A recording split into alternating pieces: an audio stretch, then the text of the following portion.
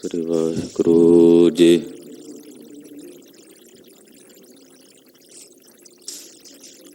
ਗੁਰੂ ਨਾਨਕ ਪਾਦ ਬੰਦਨ ਪਾਦ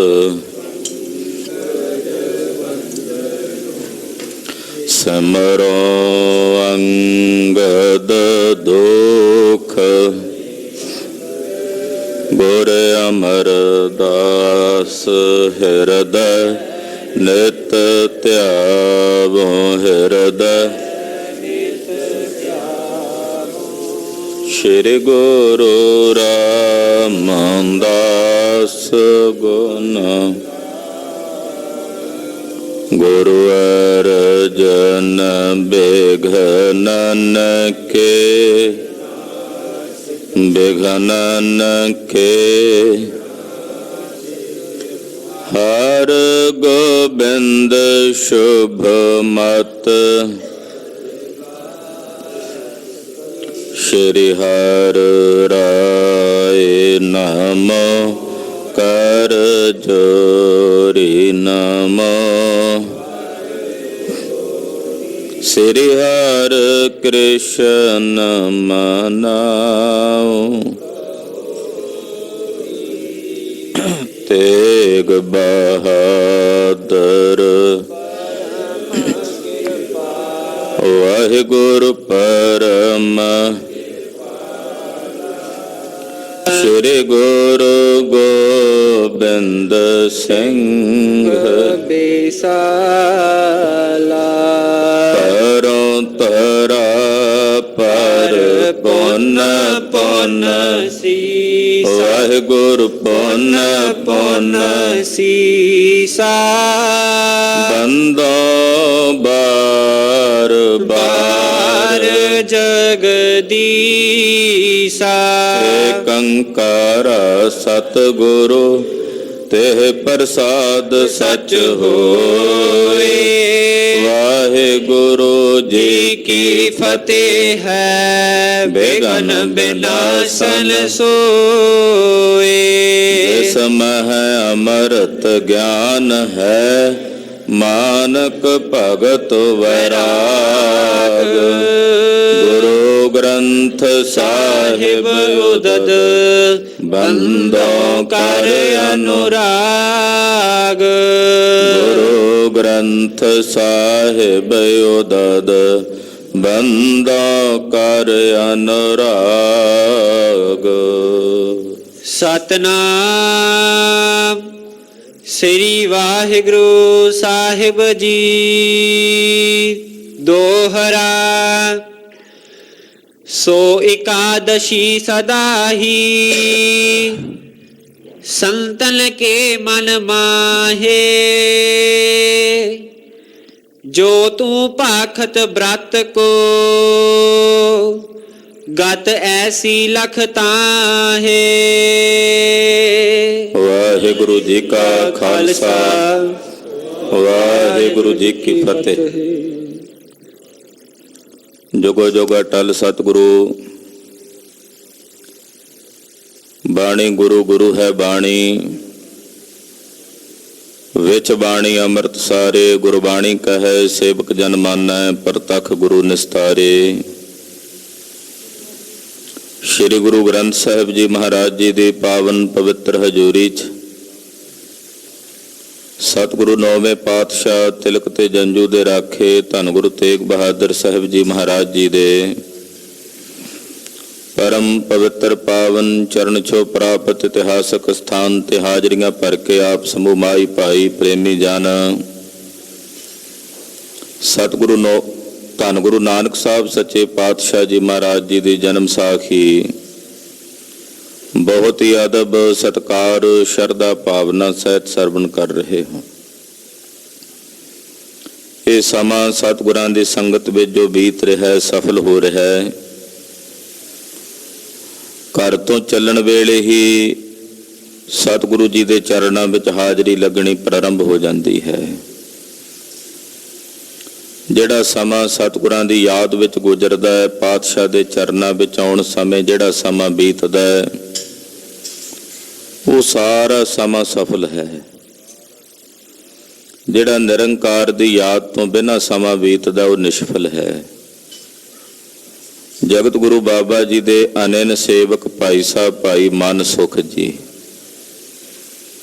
ਜੋ ਲਾਹੌਰ ਸ਼ਹਿਰ ਦੇ ਬੜੇ ਵੱਡੇ ਵਪਾਰੀ ਸਨ, ਸਤਿਗੁਰੂ ਗੁਰੂ ਨਾਨਕ ਸਾਹਿਬ ਜੀ ਦੀ ਸਿੱਖੀ ਨਾਲ ਸੁਲਤਾਨਪੁਰ ਸਾਹਿਬ ਆ ਕੇ ਧਾਰਨ ਕੀਤੀ। ਮਲਸੀਏ ਨਗਰ ਦੇ ਰਹਿਣ ਵਾਲੇ ਭਾਈ ਭਗੀਰਥ ਜੀ ਦੀ ਸੰਗਤ ਕਰਕੇ ਇਹਨਾਂ ਨੂੰ ਰੰਗ ਲੱਗਾ। ਮਹਾਰਾਜ ਜੀ ਦੇ ਚਰਨਾਂ ਦੇ ਸੇਵਕ ਬਣੇ। ਗੁਰਦੇਵ ਕੋਲੋਂ ਆਗਿਆ ਲੈ ਕੇ ਵਪਾਰ ਕਰਨ ਵਾਸਤੇ ਸਿੰਗਲਾ ਦੀਪ ਦੇ ਟਾਪੂ ਤੇ ਗਏ। ਸਤਿਗੁਰਾਂ ਨੇ ਜਾਣ ਸਮੇਂ ਹੁਕਮ ਕੀਤਾ ਸੀ, ਭਾਈ ਮਨ ਸੁਖ ਰੋਜ਼ਾਨਾ ਅੰਮ੍ਰਿਤ ਵੇਲੇ ਉੱਠ ਕੇ ਇਸ਼ਨਾਨ ਪਾਨ ਕਰਕੇ ਕੜਾਹ ਪ੍ਰਸ਼ਾਦ ਦੀ ਦੇਗ ਤਿਆਰ ਕਰਕੇ ਅਰਦਾਸ ਕਰਕੇ ਦੇਗ ਸਾਰਿਆਂ 'ਚ ਵਰਤਾਉਣੀ ਹੈ। ਇਹ ਮਰਿਆਦਾ ਦੀ ਪਾਲਣਾ ਕਰਨੀ ਹੈ, ਕਿਉਂਕਿ ਸਤਿਗੁਰੂ ਜੀ ਨੇ ਇਸੇ ਜੁਗਤ ਦੇ ਨਾਲ ਖੇਡ ਵਰਤਾਣੀ ਸੀ ਜੋ ਸਿੰਗਲਾ ਦੀਪ ਦੇ ਟਾਪੂ ਤੇ ਵਰਤਣੀ ਸੀ। ਭਾਈ ਮਨ ਸੁਖ ਜੀ ਸਿੰਗਲਾ ਦੀਪ ਗਏ ਨੇ, ਵਪਾਰ ਕਰਦੇ ਨੇ। ਰੋਜ਼ਾਨਾ ਅੰਮ੍ਰਿਤ ਵੇਲੇ ਉੱਠ ਕੇ ਇਸ਼ਨਾਨ ਕਰਕੇ ਕੜਾਹ ਪ੍ਰਸ਼ਾਦ ਦੀ ਦੇਗ ਤਿਆਰ ਕਰਕੇ ਅਰਦਾਸ ਕਰਕੇ ਦੇਗ ਵਰਤਾਉਂਦੇ ਹਨ। ਇਕਾਦਸ਼ੀ ਦਾ ਦਿਨ ਆਇਆ। ਰਾਜੇ ਸ਼ਿਵਨਾਭ ਨੇ ਆਪਣੇ ਸ਼ਹਿਰ ਵਿੱਚ ਐਲਾਨ ਕੀਤਾ ਹੋਇਆ ਸੀ ਕਿ ਇਸ ਦਿਨ ਸਾਰੇ ਵਰਤ ਰੱਖਣਗੇ, ਕੋਈ ਭੋਜਨ ਨਹੀਂ ਛਕੇਗਾ, ਨਾ ਕੋਈ ਚੁੱਲ੍ਹਾ ਤਪਾਵੇਗਾ।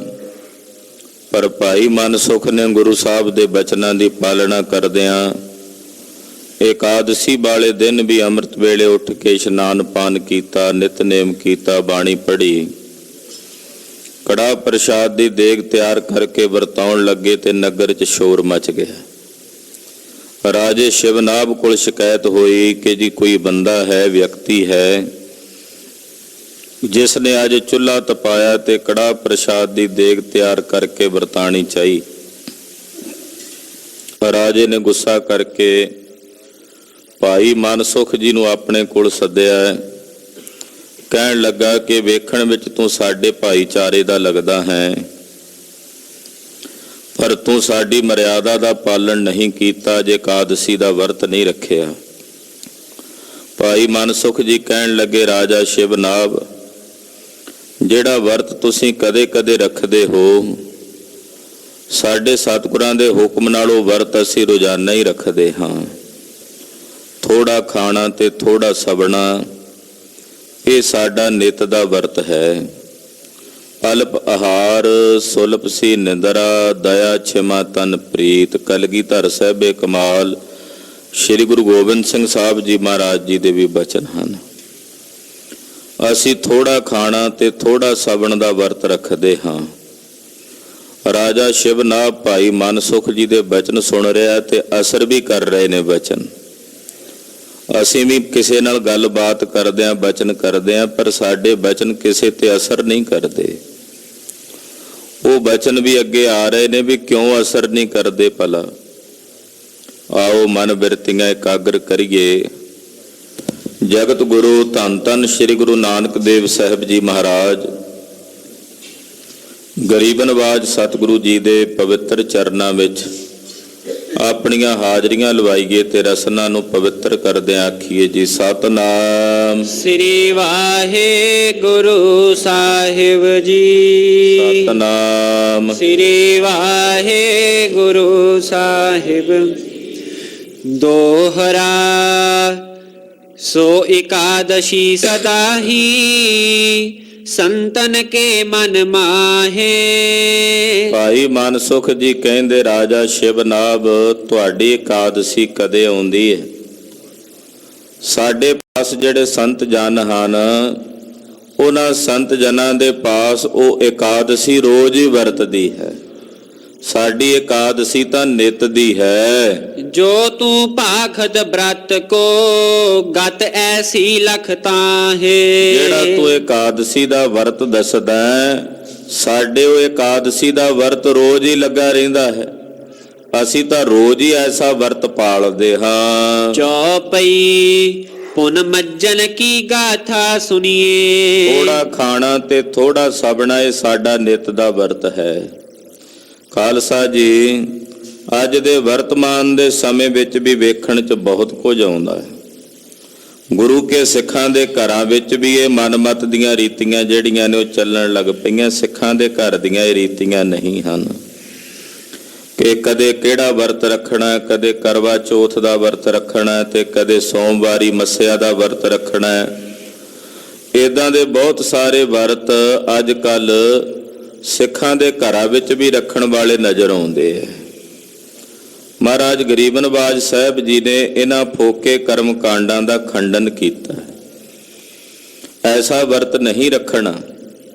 ਉਹਦੇ ਬਾਬਤ ਗੁਰਦੇਵ ਦੇ ਬਚਨ ਨੇ ਗੁਰਬਾਣੀ ਵਿੱਚ, ਛੋੜ ਹੈ ਅੰਨ ਕਰਹਿ ਪਾਖੰਡ, ਨਾ ਸੁਹਾਗਣ ਨਾ ਉਹੇ ਰੰਡ। ਇੱਦਾਂ ਦੇ ਬਹੁਤ ਸਾਰੇ ਪ੍ਰਮਾਣ ਸਤਿਗੁਰਾਂ ਦੀ ਬਾਣੀ ਵਿੱਚ ਹਨ। ਤੇ ਪਹਿਲਾਂ ਤਾਂ ਮਾਈਆਂ ਬੀਬੀਆਂ ਵਰਤ ਰੱਖਦੀਆਂ ਵੇਖੀਆਂ ਜਾਂਦੀਆਂ ਸਨ। ਹੁਣ ਤਾਂ ਕਈ ਭਾਈ ਵੀ ਰੱਖਣ ਲੱਗ ਪਏ ਵਰਤ। ਕਹਿੰਦੇ ਜੀ ਸਾਡੀ ਭਗਵਾਨ ਨਾਲ ਪਿਆਰ ਬੜਾ ਹੈ, ਉਹ ਸਾਰਾ ਦਿਨ ਭੁੱਖੀ ਰਹਿੰਦੀ, ਅਸੀਂ ਕਿਉਂ ਖਾਈਏ ਜੀ। ਉਹ ਵੀ ਨਾਲ ਵਰਤ ਰੱਖਣ ਲੱਗ ਪਏ। ਅੱਜ ਕੱਲ ਤਾਂ ਇਦਾਂ ਵੀ ਸੁਣਨ ਨੂੰ ਮਿਲਦਾ ਹੈ। ਖਾਲਸਾ ਜੀ, ਉਹ ਕਾਹਦਾ ਵਰਤ ਹੋਇਆ ਵੀ ਸਵੇਰੇ ਦਿਨ ਚੜ੍ਹਨ ਤੋਂ ਪਹਿਲਾਂ ਚੰਗੀ ਤਰ੍ਹਾਂ ਠੂਸ ਲੈਣਾ, ਮੁੜ ਕੇ ਰਾਤ ਨੂੰ ਫਿਰ ਜਿੰਨਾ 4 ਦਿਨ 'ਚ ਰਾਸ਼ਨ ਖਾਣਾ ਸੀ ਇੱਕੋ ਟਾਈਮ 'ਚ ਖਾ ਲਿਆ। ਪੁਰਾਣੇ ਸਮਿਆਂ ਵਿੱਚ ਜਿਹੜੀ ਵਰਤ ਆਦਿਕ ਰੱਖਣ ਦੀ ਰਵਾਇਤ ਸੀ ਉਹ ਕਿਸੇ ਕਈ ਕਾਰਨਾਂ ਕਰਕੇ ਹੋਵੇਗੀ। ਅੰਨ ਘੱਟ ਹੋਵੇਗਾ, ਚਲੋ ਵੀ ਇੱਕ ਦਿਨ ਨਾ ਖਾਵਾਂਗੇ ਅੰਨ ਬਚੇਗਾ। ਪਰ ਅੱਜ ਕੱਲ ਦਾ ਸਮਾਂ ਤਾਂ ਹੋਰ ਹੀ ਬਣ ਗਿਆ। ਲੋਕਾਂ ਨੇ ਉਹਦਾ ਪਖੰਡ ਬਣਾ ਕੇ ਉਹਨੂੰ ਬਹੁਤ ਜ਼ਿਆਦਾ ਅਪਣਾ ਲਿਆ। ਗੁਰੂ ਘਰ ਦਾ ਜਿਹੜਾ ਵਰਤ ਹੈ, ਥੋੜਾ ਖਾਣਾ ਤੇ ਥੋੜਾ ਸਵਣਾ, ਇਹ ਵਰਤ ਹੈ। ਭਾਈ ਮਨਸੁਖ ਜੀ ਕਹਿੰਦੇ ਵਰਤ ਅਸੀਂ ਰੋਜ਼ ਹੀ ਰੱਖਦੇ। ਫਿਰ ਇਹਨੇ ਆਖਿਆ ਜੀ ਤੁਸੀਂ ਸਵੇਰੇ ਮੂੰਹ ਹਨੇਰੇ ਹੀ, ਹਾਲੇ ਸੂਰਜ ਨਹੀਂ ਚੜ੍ਹਿਆ ਹੁੰਦਾ ਤੇ ਇਸ਼ਨਾਨ ਕਰਨ ਲੱਗ ਪੈਂਦੇ ਹੋ। ਕਿਉਂਕਿ ਅਸੀਂ ਤਾਂ ਉਦੋਂ ਇਸ਼ਨਾਨ ਕਰਦੇ ਹਾਂ ਜਦੋਂ ਸੂਰਜ ਚੜ੍ਹੇ।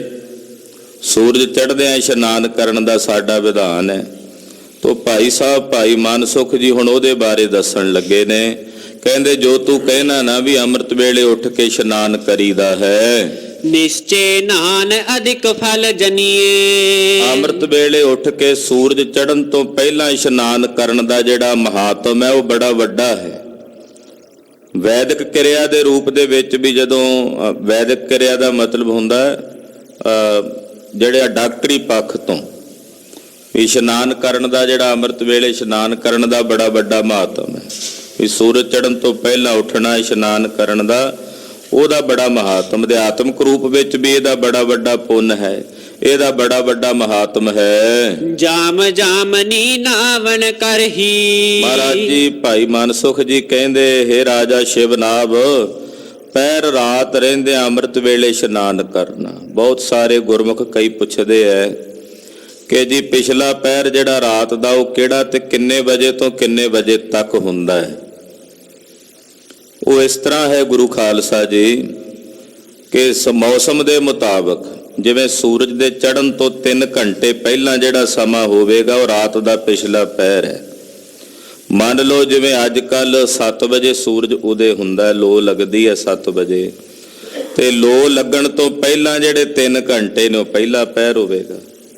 ਜੇ ਗਰਮੀਆਂ ਦੇ ਵਿੱਚ 5:15 5:30 ਸੂਰਜ ਉਦੇ ਹੁੰਦਾ ਹੈ ਤਾਂ ਉਹਦੇ ਮੁਤਾਬਕ 3 ਘੰਟੇ ਪਿੱਛੇ ਚਲਾ ਜਾਣਾ ਤੇ ਫਿਰ ਰਾਤ ਦਾ ਪਿਛਲਾ ਪਹਿਰ ਬਣ ਜਾਂਦਾ। 3 ਘੰਟਿਆਂ ਦਾ ਇੱਕ ਪਹਿਰ ਹੁੰਦਾ ਹੈ। ਉਹ ਜਿਵੇਂ ਜਿਵੇਂ ਮੌਸਮ ਦੇ ਮੁਤਾਬਕ ਤਬਦੀਲੀ ਆਉਂਦੀ ਹੈ ਸੂਰਜ ਉਦੇ ਹੋਣ ਵਿੱਚ, ਤਿਵੇਂ ਤਿਵੇਂ ਉਹ ਸਮਾਂ ਬਦਲਦਾ ਰਹਿੰਦਾ। ਭਾਈ ਮਨਸੁਖ ਜੀ ਕਹਿੰਦੇ ਕਿ ਪਿਛਲੇ ਪਹਿਰ ਅੰਮ੍ਰਿਤ ਵੇਲੇ ਉੱਠਣਾ ਔਰ ਉਹਦਾ ਇਸ਼ਨਾਨ ਕਰਨਾ।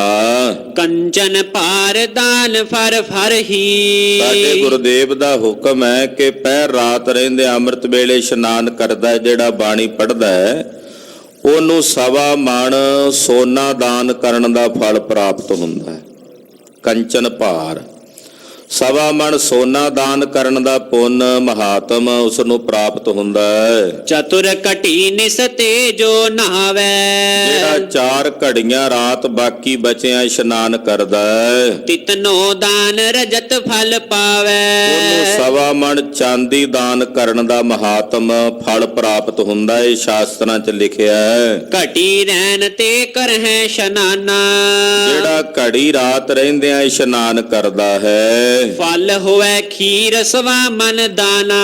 ਉਹਨੂੰ 1.25 ਮਣ ਦੁੱਧ ਦਾਨ ਕਰਨ ਦਾ ਮਹਾਤਮ ਫਲ ਪ੍ਰਾਪਤ ਹੁੰਦਾ ਹੈ। ਪ੍ਰਾਤਿ ਕਾਲ ਉਠ ਕਰ ਜੋ ਨਹਾਵੇ। ਜਿਹੜਾ ਲੋ ਲੱਗਣ ਤੇ ਇਸ਼ਨਾਨ ਕਰਦਾ, ਯਾਨੀ ਕਿ ਥੋੜਾ ਥੋੜਾ ਦਿਨ ਚੜ ਜੇ ਉਦੋਂ ਇਸ਼ਨਾਨ ਕਰਦਾ ਹੈ, ਮਨ ਜਲ ਦਾਨ ਕਰੇ ਫਲ ਪਾਵੇ। ਉਹਨੂੰ 1.25 ਮਣ ਪਾਣੀ ਦਾਨ ਕਰਨ ਦਾ ਮਹਾਤਮ ਫਲ ਪ੍ਰਾਪਤ ਹੁੰਦਾ ਹੈ। ਦਿਵਸ ਚਰੇ ਜੋ ਨਹਾਵਹਿ ਜੋ। ਜਿਹੜਾ ਦਿਨ ਚੜਿਆ ਨਹਾਉਂਦਾ ਵੀ ਸੂਰਜ ਜਦੋਂ ਚੜ ਜੇ ਉਦੋਂ ਇਸ਼ਨਾਨ ਕਰਦਾ ਹੈ, ਤਾਂ ਕੋ ਹੋਵੇ ਨਾ ਪੁੰਨ ਫਲ ਕੋ। ਉਹਨੂੰ ਨਾ ਕੋਈ ਪੁੰਨ ਮਿਲਦਾ ਤੇ ਨਾ ਕੋਈ ਲਾਭ ਮਿਲਦਾ। ਬਸ ਸਰੀਰ ਤਾਂ ਉਹਦਾ ਸ਼ੁੱਧ ਹੋ ਜਾਂਦਾ ਨਹਾ ਕੇ, ਹੋਰ ਕੋਈ ਪੁੰਨ ਨਹੀਂ ਜੇ ਮਿਲਦਾ, ਉਹਨੂੰ ਕੋਈ ਫਲ ਪ੍ਰਾਪਤ ਨਹੀਂ ਹੁੰਦਾ। ਫਲ ਏਤੋ ਹੀ ਦੇਹ ਪੁਨੀਤਾ। ਉਹਨੂੰ ਬਸ ਇੰਨਾ ਕੀ ਫਲ ਹੈ ਵੀ ਸਰੀਰ ਪਵਿੱਤਰ ਹੋ ਗਿਆ, ਸਰੀਰ ਸ਼ੁੱਧ ਹੋ ਗਿਆ, ਇਹਦੇ ਤੋਂ ਵੱਧ ਹੋਰ ਕੁਝ ਨਹੀਂ ਮਿਲਦਾ। ਨਿਸ ਤੇ ਨਾਵਨ ਆਦੀ ਰੀਤਾ। ਇਸ ਕਰਕੇ ਅੰਮ੍ਰਿਤ ਵੇਲੇ ਰਾਤ ਰਹਿੰਦਿਆਂ, ਪਹਿਰ ਰਾਤ ਰਹਿੰਦਿਆਂ ਇਸ਼ਨਾਨ ਕਰਨ ਦੀ ਜਿਹੜੀ ਮਰਜ਼ਾਦਾ ਹੈ, ਹੇ ਰਾਜਾ ਸ਼ਿਵ ਨਾਭ, ਉਹ ਜੁਗਾਂ ਜੁਗਾਂ ਤੋਂ ਚੱਲਦੀ ਹੈ। ਮਹਾਪੁਰਸ਼ ਰਿਸ਼ੀ ਮੁਨੀ ਤਪਸਵੀ ਉਹ ਅੰਮ੍ਰਿਤ ਵੇਲੇ ਇਸ਼ਨਾਨ ਕਰਦੇ। ਕਬੀਰ ਜੀ ਨੇ ਜਦੋਂ ਗੁਰਮੰਤਰ ਲਿਆ ਭਗਤ ਰਾਮਾਨੰਦ ਜੀ ਮਹਾਰਾਜ ਜੀ ਪਾਸੋਂ, ਤੇ ਰਾਮਾਨੰਦ ਜੀ ਮਹਾਰਾਜ ਹਾਲਾਂਕਿ ਉਹ ਭਗਤ ਨੇ, ਪਰਮੇਸ਼ਰ ਦੀ ਬੰਦਗੀ ਕਰਨ ਵਾਲੇ, ਉਹ ਅੰਮ੍ਰਿਤ ਵੇਲੇ ਉੱਠ ਕੇ ਇਸ਼ਨਾਨ ਕਰਨ ਜਾਂਦੇ ਸੀ ਗੰਗਾ ਤੇ ਰਸਤੇ 'ਚ ਹੀ ਕਬੀਰ ਜੀ ਨਾਲ ਮੇਲ ਹੋਇਆ ਸੀ, ਜਿੱਥੋਂ ਉਹਨਾਂ ਨੂੰ ਗੁਰਮੰਤਰ ਮਿਲਿਆ। ਸੋ ਕਹਿਣ ਤੋਂ ਭਾਵ ਭਾਈ ਮਨਸੁਖ ਜੀ ਕਹਿੰਦੇ ਕਿ ਇਹ ਆਦ ਰੀਤ ਹੈ ਮੁੱਢ ਤੋਂ, ਕਿ ਅੰਮ੍ਰਿਤ ਵੇਲੇ ਉੱਠਣਾ। ਬ੍ਰਹਮ ਮੁਹੂਰਤ ਕਹਿੰਦੇ ਆ ਮਹਾਂਪੁਰਸ਼, ਜਿਹੜਾ ਅੰਮ੍ਰਿਤ ਵੇਲੇ ਦਾ ਸਮਾਂ ਹੁੰਦਾ ਨਾ, ਉਹਨੂੰ ਬ੍ਰਹਮ ਮੁਹੂਰਤ ਦਾ ਸਮਾਂ ਕਹਿੰਦੇ ਆ। ਉਸ ਵੇਲੇ ਉੱਠ ਕੇ ਇਸ਼ਨਾਨ ਕਰਕੇ ਆਪਣੇ ਨਿਜ ਧਿਆਨ ਪਰਾਇਣ ਹੋਣਾ, ਆਪਣੇ ਵਿੱਚ ਇਕਮਿਕ ਹੋਣਾ, ਬਾਣੀ ਪੜ੍ਹਨੀ, ਭਜਨ ਕਰਨਾ, ਸਿਮਰਨ ਕਰਨਾ, ਬੰਦਗੀ ਕਰਨੀ, ਇਹ ਵਿਧਾਨ ਜਿਹੜਾ ਹੈ ਆਦਿ ਕਾਲ ਤੋਂ ਚੱਲਦਾ ਆਇਆ। ਤਦੇ ਮਹਾਰਾਜ ਜੀ ਭਗਤਾਂ ਨੇ ਵੀ ਇਹ ਬਚਨ ਕਹੇ ਨੇ ਕਿ ਜਿਹੜੇ ਪਿਛਲੀ ਰਾਤ ਨਹੀਂ ਜਾਗਦੇ, ਅੰਮ੍ਰਿਤ ਵੇਲੇ ਨਹੀਂ ਉੱਠਦੇ, ਉਹ ਜੀਵਦੇ ਹੀ ਮਰਿਆਂ ਦੇ ਬਰਾਬਰ ਹਨ। ਭਾਵੇਂ ਉਹ ਜੀਵਦੇ ਨੇ, ਪਰ ਉਹ ਜੀਵਦੇ ਹੀ ਮਰਿਆਂ ਦੇ ਬਰਾਬਰ ਹਨ। ਜਿਹੜੇ ਪਹਿਰ ਰਾਤ ਰਹਿੰਦੇ, ਅੰਮ੍ਰਿਤ ਵੇਲੇ ਇਸ਼ਨਾਨ ਨਹੀਂ ਕਰਦੇ, ਬਾਣੀ ਨਹੀਂ ਪੜ੍ਹਦੇ, ਨਹੀਂ ਉੱਠਦੇ। ਇਸ ਕਰਕੇ ਗੁਰੂ ਕਾ ਸਿੱਖ ਰਾਤ ਦੇ ਪਹਿਲੇ ਪਹਿਰ ਹੀ ਜਦੋਂ ਸੌਣ ਦੀ ਤਿਆਰੀ ਕਰਦਾ, ਸੋਹਿਲਾ ਸਾਹਿਬ ਦੀ ਬਾਣੀ ਪੜ੍ਹ ਕੇ ਆਪਣੇ ਮਾਲਕ ਦੇ ਚਰਨਾਂ 'ਚ ਅਰਦਾਸ ਕਰਦਾ, ਸਤਿਗੁਰੂ ਕਿਰਪਾ ਕਰਿਓ ਅੰਮ੍ਰਿਤ ਵੇਲੇ ਦੇ ਜਾਗਣੇ ਬਖਸ਼ਿਓ। ਤੇ ਜਿਹੜੇ ਰਾਤ ਦਾ ਪਹਿਲਾ ਪਹਿਰ ਸੰਭਾਲ ਲੈਂਦੇ, ਉਹ ਪਿਛਲਾ ਪਹਿਰ ਵੀ ਸੰਭਾਲ ਲੈਂਦੇ ਹੈ। ਬਹੁਤ ਸਾਰਿਆਂ ਦਾ, ਸਾਡਿਆਂ ਦਾ ਮਨ ਦਾ ਇਹ ਫੁਰਨਾ ਹੁੰਦਾ ਜੀ, ਸਾਡੇ ਕੋਲ ਅੰਮ੍ਰਿਤ ਵੇਲੇ ਦੀ ਸੰਭਾਲ ਨਹੀਂ ਹੁੰਦੀ। ਜੇ ਰਾਤ ਦੇ 1-1 ਵਜੇ ਤੱਕ ਮੋਬਾਈਲ ਤੇ ਉਂਗਲਾਂ ਮਾਰਦੀਆਂ ਨੇ, ਫਿਰ ਕਿੱਥੇ ਅੰਮ੍ਰਿਤ ਵੇਲਾ ਸੰਭਾਲ ਹੋਣਾ। ਅੰਮ੍ਰਿਤ ਵੇਲੇ ਦੀ ਸੰਭਾਲ ਕਰਨੀ ਆ ਤਾਂ ਭਾਈ ਰਾਤ ਦਾ ਪਹਿਲਾ ਪਹਿਰ ਸੰਭਾਲਣਾ ਪੈਣਾ। ਤੇ ਰਾਤ ਦਾ ਪਹਿਲਾ ਪਹਿਰ ਸੰਭਾਲ ਕੇ, ਯਾਨੀ ਕਿ ਛੇਤੀ ਸੌਂ ਜਾਓ ਤੇ ਛੇਤੀ ਉੱਠ ਜਾਓ। ਸਰੀਰ ਨੂੰ ਵੀ ਤਾਂ 6-7 ਘੰਟੇ ਦੀ ਨੀਂਦ ਚਾਹੀਦੀ ਹੈ ਨਾ। ਪਰਮੇਸ਼ਰ ਨੇ ਪ੍ਰਕਿਰਤੀ ਸਰੀਰ ਦੀ ਐਸੀ ਬਣਾਈ ਹੈ ਵੀ ਘੱਟੋ ਘੱਟ 6-7 ਘੰਟੇ, 8 ਘੰਟੇ ਸਰੀਰ ਨੂੰ ਵੀ ਆਰਾਮ ਮਿਲੇ। ਉਹਦੇ ਵਾਸਤੇ ਵੀ ਤਾਂ ਸਮਾਂ ਚਾਹੀਦਾ। ਤੋ ਉਹਦੇ ਵਾਸਤੇ ਭਾਈ ਛੇਤੀ ਸਭੋ ਪਹਿਲੇ ਪਹਿਰਾ ਫੁੱਲੜਾ ਫਲ ਪੀ ਪੱਛਾ ਰਾਤ, ਜੋ ਜਾ ਗਨ ਲਹਨ ਸੇ ਸਾਈ ਕੰਨੋਂ ਦਾਤ। ਜਿਹੜੇ ਪਹਿਲਾ ਪਹਿਰ ਸੰਭਾਲ ਲੈਂਦੇ ਆ ਰਾਤ ਦਾ, ਉਹਨਾਂ ਨੂੰ ਬਾਅਦ ਵਿੱਚ ਫਲ ਵੀ ਚੰਗਾ ਮਿਲਦਾ। ਅੰਮ੍ਰਿਤ ਵੇਲਾ ਸੰਭਾਲ ਲੈਂਦੇ ਆ। ਜਿਹੜੇ ਜਾਗਦੇ ਆ, ਮਹਾਰਾਜ ਜੀ ਕਹਿੰਦੇ ਅੰਮ੍ਰਿਤ ਵੇਲੇ ਉੱਠਦੇ, ਉਹ ਆਪਣੇ ਮਾਲਕ ਦੇ ਚਰਨਾਂ 'ਚੋਂ ਦਾਤਾਂ ਪ੍ਰਾਪਤ ਕਰਦੇ ਹਨ। ਅੰਮ੍ਰਿਤ ਵੇਲਾ ਦਾਤਾਂ ਦਾ ਸਮਾਂ ਹੈ। ਆਖੋ ਸਤਿਨਾਮ ਸ੍ਰੀ ਵਾਹਿਗੁਰੂ। ਅੰਮ੍ਰਿਤ ਵੇਲਾ ਜਿਹੜਾ ਨਾ, ਇਹ ਦਾਤਾਂ ਦਾ ਸਮਾਂ, ਖੁੱਲੀਆਂ ਦਾਤ ਹੈ। ਤਾਂ ਮੇਰੇ ਸਾਹਿਬ ਦੇ ਘਰ ਵਿੱਚ ਸਾਦਾ ਹਰਾ ਹੀ ਸਦਾ ਹੀ ਦਾਤਾਂ ਵਰਤਦੀਆਂ ਨੇ, ਪਰ ਅੰਮ੍ਰਿਤ ਵੇਲੇ ਖੁੱਲੀਆਂ ਦਾਤਾਂ ਦੇ ਭੰਡਾਰੇ ਪ੍ਰਾਪਤ ਹੁੰਦੇ, ਕਿਉਂਕਿ ਸਾਡੇ ਕੋਲ ਸੁਰਤ ਇਕਾਗਰ ਹੁੰਦੀ ਆ ਉਦੋਂ। ਤੇ ਜਿੰਨੀ ਸੁਰਤ ਇਕਾਗਰ ਹੋਵੇਗੀ, ਉਤਨੀਆਂ ਹੀ ਦਾਤਾਂ ਵੱਧ ਗੁਰੂ ਕੋਲੋਂ ਪ੍ਰਾਪਤ ਹੁੰਦੀਆਂ। ਅੰਮ੍ਰਿਤ ਵੇਲੇ ਦੇ ਦਿਨ ਦੇ ਸਮੇਂ ਸਾਡਾ ਖੰਡਾਵ, ਜਿਵੇਂ ਜਿਵੇਂ ਦਿਨ ਚੜ੍ਹਦਾ, ਲੋ ਲੱਗਦੀ ਹੈ, ਖੰਡਾਵ ਵਧੀ ਜਾਂਦਾ, ਸੁਰਤੀਆਂ ਖਿੰਡੀ ਜਾਂਦੀਆਂ, ਬਿਰਤੀਆਂ ਖਿੰਡੀ ਜਾਂਦੀਆਂ ਨੇ। ਜਦੋਂ ਰਾਤ ਨੂੰ ਸੌਂ ਕੇ ਸਵੇਰੇ ਉੱਠੀਦਾ ਉਦੋਂ ਥੋੜੀਆਂ ਬਿਰਤੀਆਂ ਘੱਟ ਖਿੰਡੀਆਂ ਹੁੰਦੀਆਂ, ਇਕਾਗਰਤਾ ਹੁੰਦੀ ਹੈ। ਤੇ ਜਿੰਨੀ ਵੱਧ ਇਕਾਗਰਤਾ ਹੋਵੇਗੀ ਉਨੀਆਂ ਵੱਧ ਦਾਤਾਂ ਸਤਿਗੁਰਾਂ ਕੋਲੋਂ ਮਿਲਦੀਆਂ। ਜਿਵੇਂ ਜਿਵੇਂ ਇਕਾਗਰਤਾ ਘਟੀ ਜਾਏਗੀ ਤਿਵੇਂ ਤਿਵੇਂ ਸਾਹਿਬ ਦੀਆਂ ਦਾਤਾਂ ਤੋਂ ਵੀ ਦੂਰ ਹੁੰਦੇ ਚਲੇ ਜਾਵਾਂਗੇ।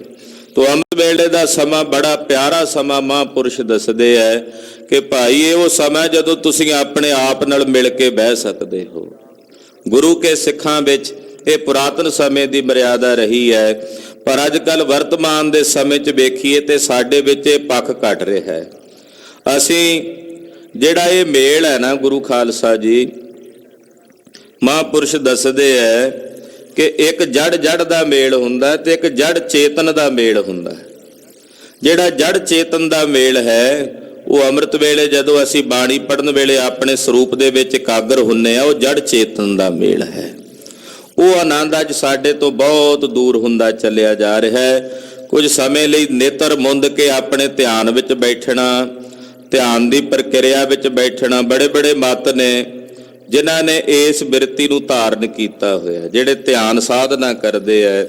ਸਾਡੇ ਵਿੱਚ ਇਹ ਧਿਆਨ ਸਾਧਨਾ ਘਟ ਰਹੀ ਹੈ, ਇਸੇ ਕਰਕੇ ਖਿੰਡਾਵ ਵੱਧ ਰਿਹਾ ਹੈ, ਇਸੇ ਕਰਕੇ ਵਾਦ ਵਿਵਾਦ ਵੱਧ ਰਹੇ ਨੇ, ਇਸੇ ਕਰਕੇ ਕਿੰਤੂ ਪਰੰਤੂ ਦੀਆਂ ਬਿਰਤੀਆਂ ਵੱਧ ਪੈਦਾ ਹੋ ਰਹੀਆਂ ਹਨ, ਕਿਉਂਕਿ ਸਾਡੀ ਸਾਧਨਾ ਜਿਹੜੀ ਆ ਉਹ ਕਮਜ਼ੋਰ ਹੋ ਰਹੀ ਹੈ। ਬਾਣੀ ਪੜ੍ਹਨ ਨੂੰ ਵੀ ਜਦੋਂ ਸਾਡੇ ਸਮਾਜ ਦੇ ਵਿੱਚ ਸਿਮਰਨ ਕਰਨ ਦੇ ਉੱਤੇ ਵੀ ਕਿੰਤੂ ਪਰੰਤੂ ਕਰਕੇ ਕਹਿਣ ਲੱਗ ਪਏ ਵੀ ਇਹ ਤੋਤਾ ਰਟਨ ਹੈ, ਇਹ ਬਾਰ-ਬਾਰ ਬਾਣੀ ਪੜ੍ਹਨਾ ਤੋਤਾ ਰਟਨ ਹੈ ਜੀ, ਇਹਦਾ ਕੋਈ ਫਾਇਦਾ ਨਹੀਂ, ਕੋਈ ਲਾਭ ਨਹੀਂ। ਤੇ ਜਦੋਂ ਇਹ ਬਾਰ-ਬਾਰ ਗੱਲਾਂ ਕਹੀਆਂ ਜਾਣ ਲੱਗ ਪਈਆਂ, ਇਹਦਾ ਮਤਲਬ ਹੈ ਸਾਡੀ ਇਕਾਗਰਤਾ ਖਤਮ ਕਰਨਾ ਚਾਹੁੰਦੇ ਹੈ। ਜਿਵੇਂ ਜਿਵੇਂ ਇਕਾਗਰਤਾ ਖਤਮ ਹੋਵੇਗੀ ਤਿਵੇਂ ਤਿਵੇਂ ਰਸ ਖਤਮ ਹੋਵੇਗਾ, ਜਿਵੇਂ ਜਿਵੇਂ ਰਸ ਖਤਮ ਹੋਵੇਗਾ ਆਤਮਾ ਦਾ, ਤਿਵੇਂ ਤਿਵੇਂ ਵਿਖਾਦ ਵਧਣਗੇ, ਝਗੜੇ ਵਧਣਗੇ। ਇਸ ਕਰਕੇ ਪੁਰਾਤਨ ਸਮੇਂ ਤੋਂ ਜਨਮ ਸਾਖੀਆਂ ਵਿੱਚ ਗੁਰ ਇਤਿਹਾਸ ਵਿੱਚ ਜ਼ਿਕਰ ਆਉਂਦਾ ਹੈ ਕਿ ਗੁਰੂ ਕੇ ਸਿੱਖ ਅੰਮ੍ਰਿਤ ਵੇਲੇ ਦੀ ਸਾਧਨਾ ਨਹੀਂ ਤਿਆਗਦੇ। ਅੱਜ ਵੀ ਵਰਤਮਾਨ ਦੇ ਸਮੇਂ 'ਚ ਬਹੁਤ ਗੁਰਸਿੱਖ ਨੇ ਜਿਹੜੇ ਅੰਮ੍ਰਿਤ ਵੇਲੇ ਦੀ ਸੰਭਾਲ ਕਰਦੇ ਹੈ, ਅੰਮ੍ਰਿਤ ਵੇਲੇ ਗੁਰਬਾਣੀ ਪੜ੍ਹਦੇ ਆ, ਭਜਨ ਕਰਦੇ ਆ, ਨਿਤਨੇਮ ਕਰਦੇ ਆ, ਔਰ ਅੰਮ੍ਰਿਤ ਵੇਲੇ ਆਪਣੇ ਨਿਜ ਸਰੂਪ ਦੇ ਵਿੱਚ ਅਭੇਦ ਹੋਣ ਦਾ ਯਤਨ ਕਰਦੇ ਹਨ। ਭਾਈ ਮਨਸੁਖ ਜੀ ਕਹਿੰਦੇ, ਹੇ ਰਾਜਾ ਸ਼ਿਵਨਾਭ, ਅੰਮ੍ਰਿਤ ਵੇਲੇ ਉੱਠ ਕੇ ਇਸ਼ਨਾਨ ਕਰਕੇ ਬਾਣੀ ਪੜ੍ਹਨ ਦਾ ਇਹ ਬੜਾ ਵੱਡਾ ਮਹਾਤਮ ਹੈ ਕਿ ਜਿਹੜਾ ਕੋਈ ਦਿਨ ਚੜ੍ਹੇ ਨਹਾਉਂਦਾ ਹੈ ਉਹਨੂੰ ਕੇਵਲ ਇੰਨਾ ਹੀ ਫਲ ਹੈ ਵੀ ਉਹਦਾ ਸਰੀਰ ਸ਼ੁੱਧ ਹੋ ਜਾਂਦਾ ਹੈ, ਹੋਰ ਕੋਈ ਫਲ ਉਹਨੂੰ ਪ੍ਰਾਪਤ ਨਹੀਂ ਹੁੰਦਾ। ਨਿਗਮ ਅਗਮ ਕੀ ahais ਨਿਦੇਸ਼ਾ। ਮਹਾਰਾਜ ਜੀ ਭਾਈ ਮਨਸੁਖ ਜੀ ਕਹਿੰਦੇ ਆ, ਨਿਗਮ ਆਗਮ ਜਿਹੜੇ ਸ਼ਾਸਤਰ ਨੇ, ਵੇਦ ਨੇ, ਉਹ ਵੀ ਇਹੀ ਹੁਕਮ ਕਰਦੇ ਆ ਵੀ ਪਹਿਰ ਰਾਤ ਰਹਿੰਦੇ ਅੰਮ੍ਰਿਤ ਵੇਲੇ ਉੱਠਣਾ ਚਾਹੀਏ, ਅੰਮ੍ਰਿਤ ਵੇਲੇ ਉੱਠ ਕੇ ਸਰੀਰ ਦੀ ਕਿਰਿਆ ਸੋਧਣੀ ਚਾਹੀਏ ਤੇ ਬਾਣੀ ਸਿਮਰਨ ਸਾਧਨਾ ਕਰਨੀ ਚਾਹੀਏ। ਨਹਿ ਕਛ ਮੇਰੇ ਵਾਕ ਨਰੇਸ਼ਾ। ਇਹ ਰਾਜਾ, ਇਹ ਮੇਰੇ ਬਚਨ ਨਹੀਂ ਹਨ ਕਿ ਅੰਮ੍ਰਿਤ ਵੇਲੇ ਉੱਠ ਕੇ ਇਸ਼ਨਾਨ ਕਰਨਾ, ਇਹ ਮੇਰੇ ਵਾਕ ਨਹੀਂ, ਇਹ ਤਾਂ ਨਿਗਮ ਸ਼ਾਸਤਰ ਵੀ ਕਹਿੰਦੇ ਹਨ। ਜੇ ਤੂੰ ਅਸ ਸੰਸ਼ੈ ਉਪਜਾਇਸ। ਇਹ ਰਾਜਾ, ਜੇ ਤੇਰੇ ਮਨ ਵਿੱਚ ਇਸ ਤਰ੍ਹਾਂ ਦਾ ਸੰਸਾ ਪੈਦਾ ਹੁੰਦਾ ਹੈ, ਭਾਨ ਉਗੇ ਤੇ ਮੱਜਨ ਆਇਸ, ਇਹ ਹੁਕਮ ਹੈ ਵੀ ਸੂਰਜ ਚੜ੍ਹਦਿਆਂ ਇਸ਼ਨਾਨ ਕਰਨਾ, ਕਿਉਂਕਿ ਰਾਜਾ ਸ਼ਿਵਨਾਭ ਤਾਂ ਇਹੀ ਸੰਸਾ ਕਰ ਰਿਹਾ ਨਾ ਵੀ ਜਦੋਂ ਸੂਰਜ ਚੜ੍ਹੇ ਉਦੋਂ ਨਹਾਉਣਾ ਚਾਹੀਦਾ। ਜੇ ਤੂੰ ਇਹ ਸੰਸਾ ਕਰੇ ਤਾਂ ਪਰ ਮੇਰੇ ਬਚਨ ਸੁਨੀਜੈ।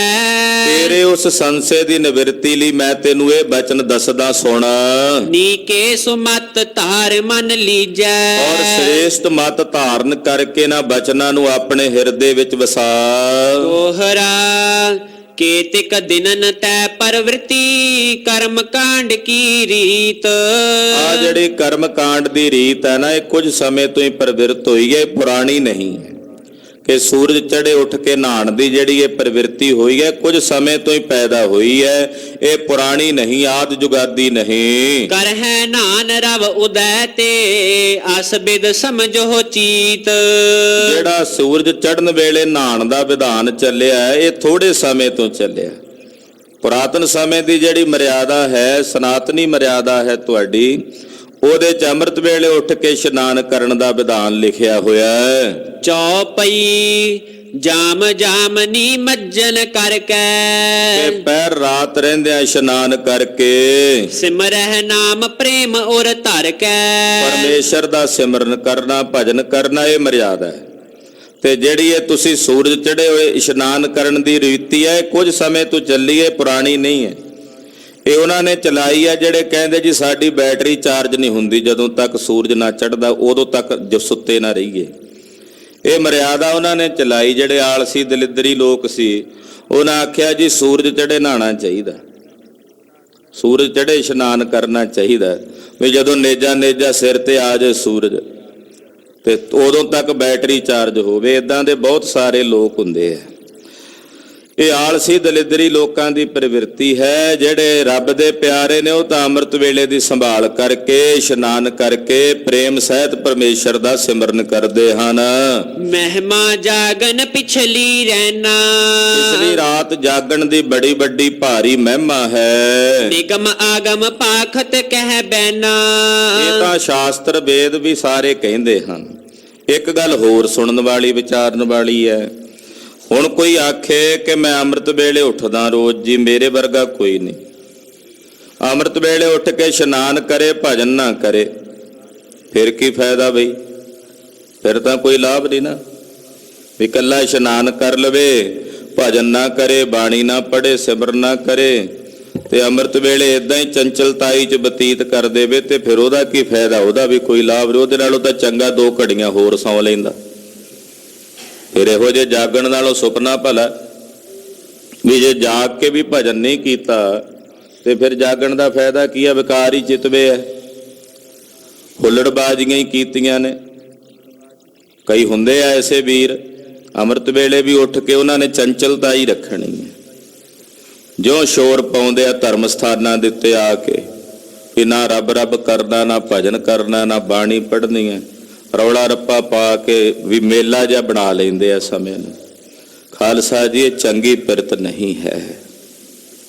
ਅੰਮ੍ਰਿਤ ਵੇਲੇ ਤਾਂ ਬੋਲਣ ਨੂੰ ਚੇਤੀ ਨਾ ਕਰੇ ਗੁਰਸਿੱਖ ਦਾ। ਕੀ ਸਾਰਾ ਦਿਨ ਪਿਆ ਬੋਲਣਾ ਹੀ ਆ, ਗੱਲਾਂ ਹੀ ਕਰਨੀਆਂ ਨੇ। ਅੰਮ੍ਰਿਤ ਵੇਲੇ ਤਾਂ ਭਜਨ ਕਰੇ, ਵੱਧ ਤੋਂ ਵੱਧ ਬਾਣੀ ਪੜ੍ਹੇ। ਮਨ ਹੀ ਨਾ ਕਰੇ ਵੀ ਮੈਂ ਹੋਰ ਕੋਈ ਦੁਨਿਆਵੀ ਗੱਲਾਂ ਕਰਨੀਆਂ, ਸੰਸਾਰੀ ਗੱਲਾਂ ਕਰਨੀਆਂ। ਸੋ ਸਤਿਗੁਰੂ ਸੱਚੇ ਪਾਤਸ਼ਾਹ ਦੇ ਪਿਆਰੇ ਭਾਈ ਮਨ ਸੁਖ ਜੀ, ਜੋ ਉਹਨਾਂ ਨੇ ਗੁਰੂ ਸਾਹਿਬ ਕੋਲੋਂ ਸਿੱਖਿਆ ਉਹ ਰਾਜੇ ਸ਼ਿਵਨਾਭ ਨੂੰ ਸਿਖਾ ਰਹੇ ਨੇ। ਕਹਿੰਦੇ ਜੀ ਅੰਮ੍ਰਿਤ ਵੇਲੇ ਉੱਠ ਕੇ ਇਸ਼ਨਾਨ ਪਾਨ ਕਰਨ ਦਾ ਹੁਕਮ ਹੈ। ਪੁਨ ਪਾਹਨ ਪੂਜਨ ਪਰਕਾਰਾ। ਫਿਰ ਤੂੰ ਤੀਜੀ ਗੱਲ ਕਹੀ ਹੈ ਪੱਥਰਾਂ ਦੀ ਪੂਜਾ ਕਰਨ ਦੀ। ਤੂੰ ਠਾਕੁਰਾਂ ਦੀ ਪੂਜਾ ਕਰਦਾ, ਪਾਹਨ ਪੂਜਦਾ। ਭਾਈ ਮਨ ਸੁਖ ਜੀ ਕਹਿੰਦੇ ਇਹਦੇ ਬਾਰੇ ਵੀ ਸੁਣ। ਸੋ ਮੈਂ ਕਹੋ ਸੁਨਹੁ ਨਿਰਤਾਰਾ। ਉਹ ਵੀ ਮੈਂ ਤੈਨੂੰ ਦੱਸਦਾ ਵੀ ਮੈਂ ਪੱਥਰਾਂ ਨੂੰ ਕਿਉਂ ਨਹੀਂ ਪੂਜਦਾ, ਮੈਂ ਪਾਹਨ ਨੂੰ ਕਿਉਂ ਨਹੀਂ ਪੂਜਦਾ। ਕਿਉਂਕਿ ਉਹਨੇ ਕਿਹਾ ਨਾ ਵੀ ਤੂੰ ਪੂਜਾ ਵੀ ਨਹੀਂ ਕੀਤੀ ਪਾਹਨ ਜੀ ਦੀ, ਠਾਕੁਰ ਜੀ ਦੀ। ਤੇ ਭਾਈ ਮਾਨਸੁਖ ਜੀ ਕਹਿੰਦੇ ਮੈਂ ਕਿਉਂ ਨਹੀਂ ਪੂਜਦਾ, ਉਹਦੇ ਬਾਰੇ ਵੀ ਸੁਣ। ਖਾਤ ਨਾ ਪੀਤ ਨਾ ਦੇ ਉਪਦੇਸ਼ਾ। ਜਿਹੜਾ ਪਾਹਨ ਨਾ ਖਾਵੇ, ਨਾ ਪੀਵੇ ਤੇ ਨਾ ਉਪਦੇਸ਼ ਦੇਵੇ, ਉਹਦੀ ਪੂਜਾ ਕੀ ਕਰਾਂ? ਜਿਹੜਾ ਪਾਹਨ ਨਾ ਖਾਵੇ, ਨਾ ਪੀਵੇ ਤੇ ਨਾ ਉਪਦੇਸ਼ ਦੇਵੇ, ਜਿਹੜਾ ਉਪਦੇਸ਼ ਹੀ ਨਾ ਦੇਵੇ, ਉਹਦੀ ਪੂਜਾ ਦਾ ਕੀ ਲਾਭ? ਪੂਜਾ ਉਸ ਦੀ ਕਰੀਏ ਜਿਹੜਾ ਉਪਦੇਸ਼ ਦਿੰਦਾ। ਮਹਾਰਾਜ ਭਗਤ ਕਬੀਰ ਜੀ ਮਹਾਰਾਜ ਬੜੇ ਸੁੰਦਰ ਬਚਨ ਕਹਿੰਦੇ। ਉਹ ਕਹਿੰਦੇ ਪਾਤੀ ਤੋਰਾ ਮਾਲ ਨਹੀਂ, ਪਾਤੀ ਪਾਤੀ ਜੀਓ, ਜਿਸ ਪਾਹਨ ਕੋ ਪਾਤੀ ਤੋਰਾ ਸੋ ਪਾਹਨ ਨਿਰਜੀਓ। ਭੂਲੀ ਮਾਲ ਨਹੀਂ ਹੈ ਏਓ, ਸਤਿਗੁਰ ਜਾਗਤਾ ਹੈ ਦੇਵ। ब्रह्म पाती बिशन डारी फूल शंकर देव। तीन देव प्रतख तोरा करह किसकी सेव। पाखान गढ़ कै मूर्त कीनी, दे कै छाती पाओ। जे हो मूर्त साची है तो गढ़नहारै खाओ। बड़े पकवान बनाए भात पहत अर लाप सी कर करा का सार। भोगनहारै भोगया इस मूर्त कै मुख छार। मालन भूली जग भुलाना, हम भुलाने नाहे। कह कबीर हम राम राखे, कृपा कर हर राय। तो पाहन ਮਹਾਰਾਜ ਜੀ ਕਲਗੀਧਰ ਦੇ ਬਚਨ ਨੇ, ਤਾਂ ਕੋ ਕਰ ਪਾਹਨ ਅਨੁਮਾਨਤ, ਮਹਾ ਮੂੜ ਕਛ ਭੇਦ ਨ ਜਾਣਤ। ਉਸ ਰੱਬ ਨੂੰ ਇਹ ਪੱਥਰ ਬਣਾ ਕੇ ਸੰਪੂਜਣ ਲੱਗ ਪਏ, ਪੱਥਰ ਸਮਝ ਕੇ ਜਾਣਨ ਲੱਗ ਪਏ, ਇਹ ਮੂਰਖਤਾ ਹੈ। ਭਾਈ ਮਨਸੁਖ ਜੀ ਕਹਿੰਦੇ, ਜਿਹੜਾ ਪਾਹਨ ਜਿਸ ਦੀ ਤੂੰ ਪੂਜਾ ਲਈ ਕਹਿ ਰਿਹਾ ਉਹ ਨਾ ਖਾਂਦਾ ਨਾ ਪੀਂਦਾ ਨਾ ਉਪਦੇਸ਼ ਦਿੰਦਾ, ਤਾਹੇ ਸੇਵ ਮੈਂ ਕਿਆ ਫਲ ਲੇਸਾ। ਉਹਦੀ ਸੇਵਾ ਕਰਕੇ ਮੈਨੂੰ ਕੀ ਫਲ ਮਿਲੇਗਾ ਜਿਹੜਾ ਉਪਦੇਸ਼ ਹੀ ਨਹੀਂ ਦਿੰਦਾ, ਜਿਹੜਾ ਮੈਨੂੰ ਉਪਦੇਸ਼ ਦੇ ਕੇ ਸਿੱਧ ਹੀ ਨਹੀਂ ਕਰਦਾ, ਗਿਆਨ ਹੀ ਨਹੀਂ ਦਿੰਦਾ। ਕਹਿੰਦੇ ਉਸ ਦੀ ਪੂਜਾ ਕਰਕੇ ਮੈਂ ਕੀ ਫਲ ਲਵਾਂਗਾ। ਸਤਿਗੁਰ ਪੂਰਨ ਪਰਮ ਕਿਰਪਾਲਾ, ਸਾਡੇ ਸਤਿਗੁਰੂ ਜੀ ਪੂਰਨ ਹਨ, ਪਰਮ ਦਿਆਲੂ ਕਿਰਪਾਲੂ ਹਨ। ਤਿਨ ਹੈ ਸੇਵ ਫਲ ਲਿਓ ਬਿਸਾਲਾ। ਮੈਂ ਉਹਨਾਂ ਦੀ ਸੇਵਾ ਕਰਕੇ ਫਲ ਲੈਣਾ ਜਿਹੜੇ ਸਤਿਗੁਰੂ ਜੀ ਸਾਡੇ ਸਦਾ ਹੀ ਜਾਗਦੇ ਐ। ਸਤਿਗੁਰ ਜਾਗਦਾ ਹੈ ਦੇਵ, ਮੈਂ ਤਾਂ ਸਤਿਗੁਰੂ ਜੀ ਦੀ ਸੇਵਾ ਕਰਕੇ ਫਲ ਪ੍ਰਾਪਤ ਕਰਦਾ ਹਾਂ। ਜਗਤ ਉਦਾਹਰਣ ਹਿਤ ਤਨ ਧਾਰਾ, ਜਗਤ ਦੇ ਜੀਵਾਂ ਦੇ ਉਧਾਰਨੇ ਵਾਸਤੇ ਸਤਿਗੁਰੂ ਜੀ ਨੇ ਸਰੀਰ ਧਾਰਨ ਕੀਤਾ। ਕਲ ਕੇ ਕਾਲ ਵਿਖੈ ਅਵਤਾਰਾ, ਇਸ ਕਲੀ ਕਾਲ ਦੇ ਸਮੇਂ ਦੇ ਵਿੱਚ ਉਹਨਾਂ ਨੇ ਅਵਤਾਰ ਧਾਰਿਆ ਹੈ। ਬਚਨ ਸੋ ਜਿਨ ਕੇ ਭਾਨ ਸਮਾਨਾ, ਜਿਨ੍ਹਾਂ ਦੇ ਬਚਨ ਸੂਰਜ ਦੇ ਪ੍ਰਕਾਸ਼ ਵਾਂਗੂ ਹਨ। ਤਮ ਅਗਿਆਨ ਕੀਨ ਹਮ ਹਾਨਾ, ਔਰ ਸਾਡੇ ਅੰਦਰ ਅਗਿਆਨਤਾ ਦੇ ਹਨੇਰੇ ਨੂੰ ਉਹਨਾਂ ਨੇ ਕੱਟ ਦਿੱਤਾ ਗਿਆਨ ਰੂਪੀ ਪ੍ਰਕਾਸ਼ ਕਰਕੇ। ਜਿਨ੍ਹਾਂ ਦੇ ਬਚਨ ਸੂਰਜ ਦੇ ਗਿਆਨ ਵਾਂਗੂ, ਸੂਰਜ ਦੇ ਪ੍ਰਕਾਸ਼ ਵਾਂਗੂ ਨੇ, ਜਿਹਨੇ ਸਾਡੇ ਹਿਰਦੇ ਦੇ ਅਗਿਆਨਤਾ ਦੇ ਤਮ ਨੂੰ, ਹਨੇਰੇ ਨੂੰ ਦੂਰ ਕੀਤਾ। ਮਗ ਬਿਹੰਗ ਕੋ ਜਿਨ ਹੈ ਬਤਾਵਾ, ਜਿਸ ਨੇ ਸਾਨੂੰ, ਕਿਉਂਕਿ ਭਾਈ ਮਨਸੁਖ ਜੀ ਨੇ ਕਿਹਾ ਸੀ ਸ਼ਿਵਨਾਭ ਦੋ ਰਾਹ ਨੇ, ਦਰਖਤ ਦੇ ਸਿਖਰ ਤੇ ਫਲ ਲੱਗਾ ਹੋਵੇ, ਇੱਕ ਕੀੜੀ ਦਾ ਰਾਹ, ਇੱਕ ਪੰਛੀ ਦਾ। ਕੀੜੀ ਵਿਚਾਰੀ ਟੁਰੇਗੀ ਤਣੇ ਤੋਂ ਹੌਲੇ ਹੌਲੇ ਹੌਲੇ ਹੌਲੇ, ਕਦੋਂ ਪਹੁੰਚੀ ਫਲ ਤਾਈਂ, ਤੇ ਜਿਹੜਾ ਪੰਛੀ ਆ ਥੱਲਿਓਂ ਮਾਰਦਾ ਉਡਾਰੀ ਸਿੱਧਾ ਉਹਦੇ ਤੱਕ। ਭਾਈ ਸਾਹਿਬ ਕਹਿੰਦੇ ਸਾਡੇ ਸਤਿਗੁਰੂ ਜੀ ਨੇ ਜਿਹੜਾ ਸਾਨੂੰ ਰਾਹ ਦੱਸਿਆ ਨਾ, ਉਹ ਪੰਛੀ ਵਾਲਾ ਮਾਰਗ ਹੈ, ਉਡਾਰੀ ਮਾਰਦਾ ਹੈ। ਜਿਹੜਾ ਰਾਹ ਤੂੰ ਦੱਸਦਾ ਇਹ ਕੀੜੀ ਦਾ, ਕਦੋਂ ਪਹੁੰਚੀ, ਕਦੋਂ ਉੱਥੇ ਤੱਕ ਗਈ, ਕਰਮ ਕਾਂਡ ਦਾ। ਸਾਡੇ ਸਤਿਗੁਰੂ ਜੀ ਨੇ ਸਾਨੂੰ ਪੰਛੀ ਦਾ ਰਾਹ ਦੱਸਿਆ। ਫਲ ਕੇ ਨਿਕਟ ਜਾਏ ਸੁਖ ਪਾਵਾ, ਜਿਹਦੇ ਨਾਲ ਚੱਲ ਕੇ ਅਸੀਂ ਉਸ ਫਲ ਦੇ ਕੋਲ ਪਹੁੰਚ ਕੇ ਸੁਖ ਪਾਇਆ। ਹਉਮੈ ਸੰਗ ਕਰਨ ਸਭ ਕਰਮਾ, ਜਿਹੜੇ ਕਰਮ ਹਉਮੈ ਨਾਲ ਹੰਕਾਰ ਦੇ ਸਹਿਤ ਕੀਤੇ ਜਾਂਦੇ ਹਨ। ਜਪ ਤਪ ਬ੍ਰਤ ਆਦਿਕ ਜੇ ਧਰਮਾ, ਜਪ ਤਪ ਵਰਤ ਆਦਿਕ ਜਿੰਨੇ ਧਰਮ ਤੁਸੀਂ ਕਹੇ ਹਨ, ਸੋ ਕੀਟੀ ਮਗ ਜਾਨੋ ਐਸੇ। ਉਹ ਕੀੜੀ ਦਾ ਰਸਤਾ ਹੈ, ਉਹ ਕੀੜੀ ਹੌਲੇ ਹੌਲੇ ਟੁਰੇਗੀ, ਉਹਦੇ ਵਾਸਤੇ ਤਾਂ ਨਿਕਾ ਜਾ ਇੱਕ ਪਾਣੀ ਦਾ ਨਿਕਾ ਜਾਂ ਕੋਈ ਰਸਤੇ 'ਚ ਅੜਕਣ ਆ ਗਈ, ਉਹ ਤਾਂ ਰੁਕ ਜਾਏਗੀ। ਉਹਨੇ ਤਾਂ ਬਹੁਤ ਦੂਰ, ਉਹਦੇ ਵਾਸਤੇ ਤਾਂ ਉਹ ਫਲ ਮੁਕਤੀ ਦਾ। ਪਰਨ ਸੁਨਾਵਤ ਹਾਂ ਤੁਝ ਜੈਸੇ, ਜਿਹੜਾ ਅਸੀਂ ਤੁਹਾਨੂੰ ਵਰਣਨ ਕਰਕੇ ਸੁਣਾਇਆ, ਇਹ ਦੋ ਰਾਹ ਤੁਹਾਨੂੰ ਦੱਸੇ ਨੇ, ਇੱਕ ਪੰਛੀ ਦਾ, ਇੱਕ ਕੀੜੀ ਦਾ ਹੈ। ਕੇਤੇ ਜਨਮ ਕਰਮ ਸ਼ੁਭ ਕਰਹੀ, ਭਾਈ ਸਾਹਿਬ ਕਹਿੰਦੇ ਰਾਜਾ ਕਈ ਜਨਮ ਬੀਤ ਜਾਣ ਸ਼ੁਭ ਕਰਮ ਕਰਦਿਆਂ, ਅੰਤਹਿ ਕਰਨ ਮੈਲ ਪੁਨ ਹਰਹੀ। ਕਹਿੰਦੇ ਫੇਰ ਜਾ ਕੇ ਅੰਤਸ਼ਕਰਨ ਦੀ ਮੈਲ ਦੂਰ ਹੁੰਦੀ ਹੈ। ਮਿਲ ਹੈ ਗੁਰੂ ਤਬ ਦੇ ਉਪਦੇਸ਼ਾ, ਫਿਰ ਸਤਿਗੁਰੂ ਜੀ ਮਿਲਣ ਤੇ ਗੁਰੂ ਸਾਹਿਬ ਮਿਲ ਕੇ ਉਪਦੇਸ਼ ਦੇਣ। ਮੋਚਹਿ ਬੰਧਨ ਜਗਤ ਕਲੇਸ਼ਾ, ਫਿਰ ਜਨਮ ਮਰਨ ਦੇ ਬੰਧਨ ਤੋਂ ਮੁਕਤ ਹੋਈਦਾ ਜਦੋਂ ਸਤਿਗੁਰੂ ਜੀ ਗਿਆਨ ਸੰਪੰਨ ਉਪਦੇਸ਼ ਦਿੰਦੇ ਨੇ। ਅਸ ਪ੍ਰਕਾਰ ਪਹੁੰਚੈ ਤਹਿ ਜਾਈ, ਉਹ ਇਸ ਪ੍ਰਕਾਰ ਨਾਲ ਉੱਥੇ ਪਹੁੰਚ ਜਾਂਦਾ ਹੈ। ਫਲ ਰੂਪੀ ਜੋ ਮੁਕਤ ਸੁਨਾਈ, ਜਿਹੜੀ ਮੁਕਤੀ ਰੂਪੀ ਫਲ ਅਸੀਂ ਤੁਹਾਨੂੰ ਦੱਸਿਆ, ਉਹ ਗੁਰੂ ਦੇ ਉਪਦੇਸ਼ ਨਾਲ ਪੰਛੀ ਬਣ ਕੇ ਸਿੱਧਾ ਹੀ ਉਡਾਰੀ ਮਾਰ ਕੇ ਸਿੱਖ ਪਹੁੰਚ ਜਾਂਦਾ ਹੈ। ਤੋ ਇਸ ਕਰਕੇ ਰਾਜਾ ਸ਼ਿਵਨਾਭ ਇਹ ਗੱਲਾਂ ਆਪਣੇ ਹਿਰਦੇ 'ਚ ਵਸਾ ਲੈ। ਹਉ ਮੈਂ ਤਜਨੇ ਕੀ ਬਹੁ ਗਾਥਾ, ਫਿਰ ਭਾਈ ਮਨਸੁਖ ਜੀ ਨੇ ਹਉਮੈ ਛੱਡਣ ਦੀ ਕਥਾ ਕਹੀ ਕਿ ਹਉਮੈ ਨਹੀਂ ਰੱਖਣੀ ਰਾਜਾ, ਇਹ ਹਉਮੈ ਨੂੰ ਤਿਆਗਣਾ। ਉਚਰੀ ਮਨ ਸੁਖ ਨਿਰਪ ਕੇ ਸਾਥਾ, ਮਨ ਸੁਖ ਦੇ ਨਾਲ ਭਾਈ ਮਨਸੁਖ ਨੇ ਰਾਜੇ ਦੇ ਨਾਲ ਇਹ ਗੱਲਬਾਤ ਕੀਤੀ। ਕਹੀ ਸ਼ਾਹੋ ਕੀ ਬਾਨੀ ਜੋਈ, ਫਿਰ ਜਿਹੜੀ ਜਿਹੜੀ ਮਨ ਸੁਖ ਨੇ ਬਚਨ ਕਹੇ ਸਨ। ਸਗਰੋ ਮਰਮ ਭੇਦਗੀ ਸੋਈ। ਭਾਈ ਮਨ ਸੁਖ ਨੇ ਜਿਹੜੇ ਬਚਨ ਕਹੇ, ਕਹਿੰਦੇ ਜਿਵੇਂ ਕਿਸੇ ਨਿਸ਼ਾਨੇ ਨੂੰ ਕੋਈ ਤੀਰ ਬਿੰਨ ਜਾਂਦਾ ਨਾ, ਏਦਾਂ ਭਾਈ ਮਨ ਸੁਖ ਦੇ ਬਚਨਾਂ ਦਾ ਅਸਰ ਰਾਜੇ ਸ਼ਿਵਨਾਭ ਦੇ ਹਿਰਦੇ ਤੇ ਹੋਇਆ। ਉਹਦੇ ਹਿਰਦੇ ਨੂੰ ਵਿੰਨ ਗਏ ਬਚਨ ਭਾਈ ਸਾਹਿਬ ਦੇ। ਕਸੀ ਤੁਫੰਗ ਮਾਰੀਏ ਜੈਸੇ। ਜਿਵੇਂ ਭਰੀ ਹੋਈ ਬੰਦੂਕ ਨੂੰ ਮਾਰੀਏ ਨਾ, ਗੋਲੀ ਚਲਾਈਏ, ਭਰੀ ਹੋਵੇ ਬੰਦੂਕ ਤੇ ਉਹਨੂੰ ਕੱਸ ਕੇ ਉਹਨੂੰ ਗੋਲੀ ਕਰਕੇ ਮਾਰੀਏ, ਚਲਾਈਏ। ਕਾਇਲ ਭਇਓ ਪੁਵਾਲੂ ਤੈਸੇ। ਕਹਿੰਦੇ ਫਿਰ ਜਿਵੇਂ ਉਹ ਨਿਸ਼ਾਨੇ ਨੂੰ ਵਿੰਨ ਜਾਂਦੀ ਹੈ ਨਾ, ਭਰੀ ਹੋਈ ਬੰਦੂਕ ਚਲਾਈਏ ਤੇ ਉਹ ਨਿਸ਼ਾਨੇ ਨੂੰ ਵਿੰਨ ਦਿੰਦੀ ਹੈ, ਕਹਿੰਦੇ ਇਸੇ ਤਰ੍ਹਾਂ ਰਾਜੇ ਸ਼ਿਵਨਾਭ ਦਾ ਹਿਰਦਾ ਵਿੰਨਿਆ ਗਿਆ ਭਾਈ ਮਨ ਸੁਖ ਦੇ ਬਚਨ ਸੁਣ ਕੇ। ਹਾਂਜੀ।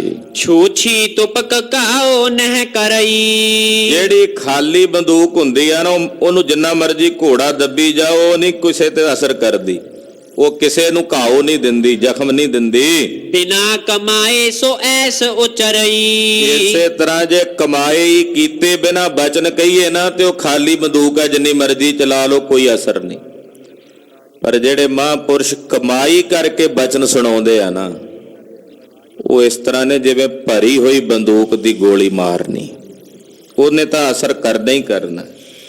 ਜੇ ਕਮਾਈ ਤੋਂ ਬਿਨਾਂ ਬਚਨ ਕਰੀਏ ਤੇ ਕਮਾਈ ਤੋਂ ਕੀਤੇ ਬਿਨਾਂ ਕਮਾਈ ਤੋਂ ਕੀਤੇ ਬਚਨ ਕਿਸੇ ਤੇ ਕੋਈ ਅਸਰ ਨਹੀਂ ਕਰਦੇ। ਗੁਰੂ ਕੇ ਸਿੱਖ ਵਾਸਤੇ ਪਹਿਲਾਂ ਕਮਾਈ ਹੈ ਕਿ ਉਹ ਗੁਰੂ ਸਾਹਿਬ ਦੇ ਉਪਦੇਸ਼ ਨੂੰ ਕਮਾਵੇ, ਕਮਾ ਕੇ ਫਿਰ ਜਿਹੜਾ ਬਚਨ ਕਹੇਗਾ ਉਹ ਅਸਰ ਕਰੇਗਾ। ਜੇ ਆਪ ਨੇ ਕਮਾਈ ਕੀਤੀ ਤੇ ਫਿਰ ਗੱਲ ਨਹੀਂ ਬਣਨੀ। ਹਾਂਜੀ। ਗਾਡੀ ਭਰੀ ਚੱਲੇ ਜਿਹ ਥਾਈ। ਕਹਿੰਦੇ ਭਾਈ ਸੰਤੋਖ ਸਿੰਘ ਜੀ, ਕਹਿੰਦੇ ਜੇ ਗੱਡਾ ਭਰਿਆ ਹੋਵੇ ਨਾ, ਪੁਰਾਣੇ ਸਮੇਂ ਦੇ ਕੱਚੇ ਰਾਹ ਹੁੰਦੇ ਸੀ ਤੇ ਗੱਡੇ ਭਰ ਕੇ ਜਦੋਂ ਚੱਲਦੇ ਸੀ, ਉਹਨਾਂ ਦੇ ਜਿਹੜੇ ਚੱਕੇ ਹੁੰਦੇ ਸੀ ਉਹ ਲੱਕੜ ਦੇ ਹੁੰਦੇ ਸੀ, ਉਹ ਲੱਕੜ ਦੇ ਪਹੀਏ ਹੁੰਦੇ ਸਨ। ਜਦੋਂ ਉੱਤੇ ਵਜਨ ਪਾ ਕੇ ਉਹਨੂੰ ਚਲਾਉਂਦੇ ਸੀ ਤੇ ਉਹਦਾ ਜਿਹੜਾ ਪਹੀਆ ਹੁੰਦਾ ਸੀ ਉਹ ਮਿੱਟੀ ਦੇ ਵਿੱਚ ਧਸੀ ਜਾਂਦਾ ਸੀ ਨਾਲ ਨਾਲ। ਹਾਂਜੀ। ਤੋਰਤ ਧਰਨੀ ਕੋ ਸੋ ਜਾਈ। ਉਹ ਧਰਤੀ ਨੂੰ ਤੋੜਦਾ ਚਲਿਆ ਜਾਂਦਾ ਸੀ। ਜਿਹੜਾ ਉਹ ਪਹੀਆ ਹੁੰਦਾ ਸੀ ਨਾ ਗੱਡੇ ਦਾ, ਉਹ ਮਿੱਟੀ ਦੇ ਵਿੱਚ ਖੁੱਬਦਾ ਚਲਿਆ ਜਾਂਦਾ ਜੇ ਉੱਤੇ ਵਜਨ ਲੱਦਿਆ ਹੁੰਦਾ ਸੀ। ਛੂਛੀ ਜਾਏ ਉਪਰੇ ਪੋਲੀ। ਤੇ ਜੇ ਉਹ ਗੱਡਾ ਖਾਲੀ ਹੋਵੇ ਤੇ ਉੱਪਰ ਉੱਪਰ ਹੀ ਲੰਘ ਜਾਂਦਾ ਸੀ, ਉਹ ਜ਼ਮੀਨ ਦੇ ਵਿੱਚ ਨਹੀਂ ਸੀ ਧਸਦਾ। ਹਾਂਜੀ। ਤਿਉ ਮਨ ਸੁਖ ਕੀ ਜਾਨੋ ਬੋਲੀ। ਕਹਿੰਦੇ ਇਸੇ ਤਰ੍ਹਾਂ ਜਿਹੜਾ ਭਾਈ ਮਨ ਸੁਖ ਬਚਨ ਕਰ ਰਹੇ ਨੇ ਨਾ, ਉਹ ਕਮਾਈ ਵਾਲੇ ਬਚਨ ਨੇ, ਉਹ ਆਪ ਕਮਾਏ ਆ ਉਹਨਾਂ ਨੇ। ਉਹ ਇਸ ਤਰ੍ਹਾਂ ਅਸਰ ਕਰ ਰਹੇ ਨੇ ਜਿਵੇਂ ਭਰਿਆ ਗੱਡਾ ਜ਼ਮੀਨ ਤੋਂ ਲੰਘਦਾ ਤੇ ਧਸ ਜਾਂਦਾ ਨਾ ਮਿੱਟੀ ਵਿੱਚ, ਉਹ ਇਸ ਤਰ੍ਹਾਂ ਦੇ ਬਚਨ ਨੇ ਭਾਈ ਮਨ ਸੁਖ ਦੇ। ਤੇ ਜੇ ਕੋਈ ਕਮਾਈ ਤੋਂ ਬਿਨਾਂ ਇਹ ਬਚਨ ਕਰੇ, ਉਹਦੇ ਕਹੇ ਹੋਏ ਬੋਲਾਂ ਦਾ ਕੋਈ ਅਸਰ ਨਹੀਂ ਹੁੰਦਾ, ਉਹਦਾ ਕੋਈ ਪ੍ਰਭਾਵ ਨਹੀਂ ਪੈਂਦਾ। ਗੁਰਮੁਖ ਮਨ ਸੁਖ ਕੀ ਸ਼ੁਭ ਬਾਣੀ। ਭਾਈ ਮਨ ਸੁਖ ਜੀ ਜੋ ਗੁਰਮੁਖ ਨੇ, ਉਹਨਾਂ ਦੀ ਇਹ ਪਵਿੱਤਰ ਬਾਣੀ ਹੈ। ਨੀਕੇ ਨਿਰਪਕੈ ਮਨ ਮੈਂ ਮਾਨੀ। ਉਹ ਰਾਜੇ ਸ਼ਿਵਨਾਭ ਨੇ ਚੰਗੀ ਤਰ੍ਹਾਂ ਆਪਣੇ ਮਨ ਚ ਮੰਨ ਲਈ, ਕਬੂਲ ਕਰ ਲਈ। ਸੁਨ ਬਚ ਹੋਵੇ ਸ਼ਿਵਨਾਭ ਅਚੰਭਾ। ਸੁਣ ਕੇ ਰਾਜਾ ਸ਼ਿਵਨਾਭ ਇੱਕਦਮ ਅਚੰਭਾ ਹੋ ਗਿਆ, ਹੈਰਾਨ ਹੋ ਗਿਆ। ਜਾਨੀ ਮਨ ਇਹ ਕਹਿਤ ਅਦੰਭਾ। ਜਾਣ ਗਿਆ ਕਿ ਜਿਹੜੇ ਬਚਨ ਭਾਈ ਸਾਹਿਬ ਨੇ ਕਹੇ ਨੇ ਇਹ ਬਿਲਕੁਲ ਦਰੁਸਤ ਤੇ ਦੰਭ ਤੋਂ ਰਹਿਤ ਹਨ। ਇਸ ਕੋ ਮਿਲਿਓ ਗੁਰੂ ਕੋ ਪੂਰਾ। ਸਮਝ ਗਿਆ ਕਿ ਇਹਨੂੰ ਕੋਈ ਪੂਰਾ ਵਲੀ ਗੁਰੂ ਮਿਲਿਆ। ਫਲ ਨੂੰ ਵੇਖ ਕੇ ਦਰਖਤ ਦਾ ਅੰਦਾਜ਼ਾ ਲੱਗਦਾ, ਕਹਿੰਦਾ ਜਾਪਦਾ ਇਹਨੂੰ ਕੋਈ ਪੂਰਨ ਵਲੀ ਗੁਰੂ ਮਿਲਿਆ ਹੋਇਆ ਹੈ। ਪਾਇਓ ਗਿਆਨ ਕੀਓ ਪ੍ਰਮ ਦੂਰਾ। ਇਹਨੇ ਗਿਆਨ ਪ੍ਰਾਪਤ ਕਰ ਲਿਆ ਔਰ ਇਹਦੇ ਅੰਦਰੋਂ ਭਰਮ ਦੂਰ ਹੋ ਗਿਆ। ਅਸ ਵਿਚਾਰ ਕਰ ਬੋਲਿਓ ਬਾਣੀ। ਇਸ ਤਰ੍ਹਾਂ ਦੀ ਵਿਚਾਰ ਕਰਕੇ ਬੋਲਿਆ ਰਾਜਾ ਸ਼ਿਵਨਾਭ। ਕਹਿਣ ਲੱਗਾ ਧਨ ਸ਼ਾਹੋ ਸੁਮਤੇ ਗੁਣ ਖਾਨੀ। ਕਹਿਣ ਲੱਗਾ ਹੇ ਸ਼ਾਹ ਜੀ ਤੁਸੀਂ ਧਨ ਹੋ, ਹੇ ਸ਼ਾਹ ਜੀ ਤੁਸੀਂ ਧੰਨੋ, ਸ੍ਰੇਸ਼ਟ ਮਤਾਂ ਨੂੰ ਧਾਰਨ ਕਰਨ ਵਾਲੇ ਗੁਣਾਂ ਦੀ ਖਾਨ ਹੋ। ਕੌਣ ਗੁਰੂ ਤਵ ਨਾਮ ਅਲਾਵ ਹੋ। ਦੱਸੋ ਕਾ ਸ਼ਾਹ ਜੀ ਤੁਹਾਡਾ ਗੁਰੂ ਕੌਣ ਹੈ? ਉਹਨਾਂ ਨਾਮ ਵੀ ਮੈਨੂੰ ਦੱਸੋ। ਤਿਨ ਕੀ ਬਾਣੀ ਬਹਰ ਸੁਣਾਵੋ। ਫਿਰ ਮੈਨੂੰ ਉਹਨਾਂ ਦੀ ਬਾਣੀ ਸੁਣਾਓ ਜਿਹੜੇ ਤੁਹਾਡੇ ਗੁਰੂ ਨੇ ਉਚਾਰਨ ਕੀਤੀ ਹੈ। ਜਿਹ ਕੈ ਨਿਕਟ ਵਿਵੇਕ ਕਹਿ ਪਾਵਾ। ਜਿਨ੍ਹਾਂ ਕੋਲੋਂ ਤੁਸੀਂ ਇਹ ਵਿਵੇਕ ਪ੍ਰਾਪਤ ਕੀਤਾ ਹੈ, ਇਹ ਗਿਆਨ ਪ੍ਰਾਪਤ ਕੀਤਾ ਹੈ। ਕੋ ਅਸ ਕਲ ਮਹਿ ਜਗ ਪ੍ਰਗਟਾਵਾ। ਉਹ ਕੌਣ ਹੈ ਐਸਾ ਕਲੀ ਕਾਲ ਦੇ ਵਿੱਚ ਜਿਹੜਾ ਪ੍ਰਗਟ ਹੋਇਆ ਹੈ? ਸੁਨ ਨਰੇਸ਼ ਕੇ ਮਨ ਸੁਖ ਬੈਨਾ। ਭਾਈ ਮਨ ਸੁਖ ਜੀ ਨੇ ਜਦੋਂ ਰਾਜੇ ਦੇ ਇਹ ਬਚਨ ਸੁਣੇ, ਕਹਿਓ ਨਾਮ ਸ੍ਰੀ ਗੁਰ ਗੁਣ ਐਨਾ। ਭਾਈ ਮਨ ਸੁਖ ਜੀ ਨੇ ਗੁਣਾਂ ਦੀ ਖਾਨ ਜਗਤ ਗੁਰੂ ਗੁਰੂ ਨਾਨਕ ਸਾਹਿਬ ਜੀ ਦਾ ਨਾਮ ਸੁਣਾਇਆ। ਸ੍ਰੀ ਨਾਨਕ ਸਭ ਪਾਤਿਕ ਹਾਰੀ। ਆਖਿਆ ਹੈ ਰਾਜਾ ਸ਼ਿਵਨਾਭ ਸੁਣ, ਮੇਰੇ ਗੁਰੂ ਦਾ ਨਾਮ ਕੀ ਹੈ? ਮੇਰੇ ਸਤਿਗੁਰੂ ਜੀ ਦਾ ਨਾਮ ਹੈ ਧੰਨ ਧੰਨ ਧੰਨ ਸ੍ਰੀ ਗੁਰੂ ਨਾਨਕ ਦੇਵ ਸਾਹਿਬ ਜੀ ਮਹਾਰਾਜ। ਸਤਿ ਸ੍ਰੀ ਅਕਾਲ। ਜਿਹੜੇ ਸਾਰੇ ਪਾਤਕਾਂ ਨੂੰ, ਸਾਰਿਆਂ ਪਾਪਾਂ ਨੂੰ ਨਾਸ਼ ਕਰ ਦਿੰਦੇ ਐ। ਮੇਰੇ ਸਤਿਗੁਰੂ ਗੁਰੂ ਨਾਨਕ ਸਾਹਿਬ ਦਾ ਨਾਮ ਹੀ ਐਸਾ ਹੈ, ਹੇ ਰਾਜਾ, ਜਿਹੜਾ ਉਹਨਾਂ ਦਾ ਨਾਮ ਲੈਂਦਾ ਉਹਨਾਂ ਦੇ ਸਾਰੇ ਪਾਪ ਹਰੇ ਜਾਂਦੇ ਹਨ। ਅਸ ਕਹਿ ਪ੍ਰੇਮ ਵੱਡਿਓ ਔਰ ਭਾਰੀ। ਏਦਾਂ ਕਹਿ ਕੇ ਭਾਈ ਮਨ ਸੁਖ ਦੇ ਹਿਰਦੇ 'ਚ ਸਤਿਗੁਰਾਂ ਦਾ ਪ੍ਰੇਮ ਵਧਿਆ। ਗਦ ਗਦ ਬਾਣੀ ਭੁੱਲ ਕੇ ਅੰਗਾ। ਜਦੋਂ ਆਖਿਆ ਨਾ ਮੇਰੇ ਗੁਰੂ ਧੰਨ ਗੁਰੂ ਨਾਨਕ ਸਾਹਿਬ ਹਨ, ਇਹ ਕਹਿੰਦਿਆਂ ਭਾਈ ਮਨ ਸੁਖ ਦਾ ਗਲਾ ਰੁਕ ਗਿਆ, ਕੰਠ ਰੁਕ ਗਿਆ, ਨੇਤਰ ਸਜਲ ਹੋ ਗਏ। ਲੋਚਨ ਛਾਵਾ ਨੀਰ ਉਮੰਗਾ। ਪ੍ਰੇਮ ਨਾਲ ਮਹਾਰਾਜ ਜੀ ਦੇ ਸਤਿਗੁਰਾਂ ਦੇ ਪ੍ਰੇਮ ਨਾਲ ਨੇਤਰਾਂ 'ਚ ਜਲ ਦੀ ਤਤੀਰੀ ਵਹਿ ਟੁਰੀ, ਨੇਤਰਾਂ ਵਿੱਚੋਂ ਅਸ਼ਰੂ ਧਾਰਾ ਵਹਿ ਤੁਰੀ। ਕੇਤਿਕ ਕਾਲ ਮਹਿ ਧਰ ਕਰ ਧੀਰਾ। ਕੁਝ ਸਮੇਂ ਬਾਅਦ ਬੋਲ ਨਹੀਂ ਸਕੇ, ਸਤਿਗੁਰੂ ਜੀ ਦਾ ਨਾਮ ਲੈ ਕੇ ਹੀ ਇਹੋ ਜਿਹਾ ਪ੍ਰੇਮ ਹਿਰਦੇ ਚੁੰਮ ਗਿਆ ਕਿ ਨੇਤਰ ਸਜਲ, ਕੰਠ ਰੁਕ ਗਿਆ। ਫਿਰ ਕੁਝ ਸਮੇਂ ਬਾਅਦ ਹੌਸਲਾ ਜਿਹਾ ਕਰਕੇ, ਧੀਰਜ ਕਰਕੇ ਭਾਈ ਮਨ ਸੁਖ ਜੀ ਬੋਲੇ, ਗੁਰਬਾਣੀ ਪੜ ਗੁਨੀ ਗਹੀਰਾ। ਫਿਰ ਸਤਿਗੁਰਾਂ ਦੀ ਬਾਣੀ ਪੜਨ ਲੱਗੇ। ਕਿਉਂਕਿ ਜਦੋਂ ਭਾਈ ਸਾਹਿਬ ਗਏ ਨੇ ਨਾ ਸੁਲਤਾਨਪੁਰ ਸਾਹਿਬ ਤੋਂ ਆਗਿਆ ਲੈ ਕੇ, ਜਾਣ ਵੇਲੇ ਉਹਨਾਂ ਸਤਿਗੁਰਾਂ ਦੇ ਕੋਲੋਂ ਸ਼ਬਦ ਲਿਖੇ ਗੁਰਬਾਣੀ ਦੇ, ਤੇ ਉਹ ਸ਼ਬਦਾਂ ਦੀ ਪੋਥੀ ਬਣਾ ਕੇ ਲੈ ਗਏ ਨਾਲ, ਰੋਜ਼ ਉਹਦਾ ਨਿਤਨੇਮ ਕਰਦੇ ਸੀ। ਤੋ ਜਦੋਂ ਰਾਜੇ ਸ਼ਿਵਨਾਭ ਨੇ ਕਿਹਾ ਨਾ ਮੈਨੂੰ ਬਾਣੀ ਸੁਣਾਓ ਤੁਹਾਡੇ ਗੁਰੂ ਦੀ, ਤਾਂ ਫਿਰ ਭਾਈ ਮਨ ਸੁਖ ਜੀ ਨੇ ਗੁਰਬਾਣੀ ਸੁਣਾਈ। ਸਤਿਗੁਰੂ ਗੁਰੂ ਨਾਨਕ ਸਾਹਿਬ ਜੀ ਦੇ ਜਿਹੜੇ ਅੰਮ੍ਰਿਤ ਬਚਨ ਸਨ ਉਹ ਸੁਣਾਏ। ਪਰਮ ਪ੍ਰੇਮ ਭੂਪਤ ਉਪਜਾਵਾ। ਰਾਜੇ ਦੇ ਮਨ ਵਿੱਚ ਵੀ ਪਰਮ ਪ੍ਰੇਮ ਉਪਜਾਇਆ। ਖਾਲਸਾ ਜੀ, ਇੱਕ ਮਹਾਂਪੁਰਸ਼ ਵਿੱਚ ਇਹੀ ਕਲਾ ਹੁੰਦੀ ਹੈ, ਜਿਹੜਾ ਉਹਦੀ ਸੰਗਤ ਕਰਦਾ ਉਹਨੂੰ ਆਪਣੇ ਵਰਗਾ ਕਰ ਲੈਂਦਾ ਹੈ, ਉਹਨੂੰ ਆਪਣੇ ਵਰਗਾ ਬਣਾ ਲੈਂਦਾ ਹੈ। ਦਰਸ਼ਨ ਕਰਨ ਹੇਤ ਉਮਗਾਵਾ। ਰਾਜੇ ਸ਼ਿਵਨਾਭ ਦੇ ਮਨ 'ਚ ਇੰਨਾ ਪ੍ਰੇਮ ਜਾਗਿਆ ਕਿ ਸਤਿਗੁਰੂ ਜੀ ਦੇ ਦਰਸ਼ਨਾਂ ਵਾਸਤੇ ਉਮਗ ਜਾਗੀ। ਸੁਨ ਸ੍ਰੀ ਗੁਰ ਕੇ ਬਚਨ ਅਨੂਪਾ। ਸਤਿਗੁਰੂ ਸੱਚੇ ਪਾਤਸ਼ਾਹ ਜੀ ਦੇ ਬਚਨ ਗੁਰਬਾਣੀ ਸੁਣੀ। ਮਨ ਸੁਖ ਸੋ ਬੋਲਿਓ ਤਬ ਭੂਪਾ। ਰਾਜਾ ਬੋਲਿਆ, ਭਾਈ ਮਨ ਸੁਖ ਨੂੰ ਕਹਿਣ ਲੱਗਾ, ਮੁਝ ਕੋ ਦਰਸ਼ਨ ਦੇਹੋ ਕਰਾਈ। ਕਹਿਣ ਲੱਗਾ, ਹੇ ਸ਼ਾਹ, ਹੇ ਭਾਈ ਮਨ ਸੁਖ, ਮੈਨੂੰ ਵੀ ਆਪਣੇ ਸਾਹਿਬ ਦੇ ਦਰਸ਼ਨ ਕਰਾ, ਮੈਨੂੰ ਵੀ ਸਤਿਗੁਰੂ ਗੁਰੂ ਨਾਨਕ ਸਾਹਿਬ ਦੇ ਦਰਸ਼ਨ ਕਰਾਓ। ਕਰ ਉਪਕਾਰ ਦੀਨ ਕੀ ਨਿਆਈ। ਮੈਂ ਦੀਨ ਹਾਂ, ਨਿਮਾਣਾ ਹਾਂ, ਮੇਰੇ ਤੇ ਪਰ ਉਪਕਾਰ ਕਰ ਦਿਓ। ਜਿਸ ਪ੍ਰਕਾਰ ਸ੍ਰੀ ਨਾਨਕ ਪੂਰਨ। ਜਿਸ ਪ੍ਰਕਾਰ ਪੂਰਨ ਸਤਿਗੁਰੂ ਗੁਰੂ ਨਾਨਕ ਪਾਤਸ਼ਾਹ ਜੀ ਮਿਲ ਹੈ ਉਪਾਏ ਕਰਹੁ ਸੋ ਤੂਰਨ। ਦੱਸ ਮੈਂ ਕੀ ਉਪਾਅ ਕਰਾਂ ਕਿ ਉਹ ਮੈਨੂੰ ਮਿਲ ਪੈਣ। ਕਵਨੋ ਮੈਂ ਅਬ ਤੁਮਰੇ ਸੰਗਾ। ਇਹ ਭਾਈ ਮਨ ਸੁਖ, ਮੈਂ ਹੁਣ ਤੇਰੇ ਨਾਲ ਹੀ ਚੱਲਾਂਗਾ। ਤਜ ਕਰ ਦੇਸ਼ ਰਾਜ ਸਰਬੰਗਾ। ਮੈਂ ਇਹ ਸਾਰਾ ਦੇਸ਼, ਇਹ ਸਾਰਾ ਰਾਜ, ਸਭ ਕੁਝ ਛੱਡ ਕੇ ਤੇਰੇ ਨਾਲ ਚੱਲਾਂਗਾ। ਕਰ ਕੈ ਦਰਸ਼ਨ ਭਰਮ ਮਿਟਾਵੋ।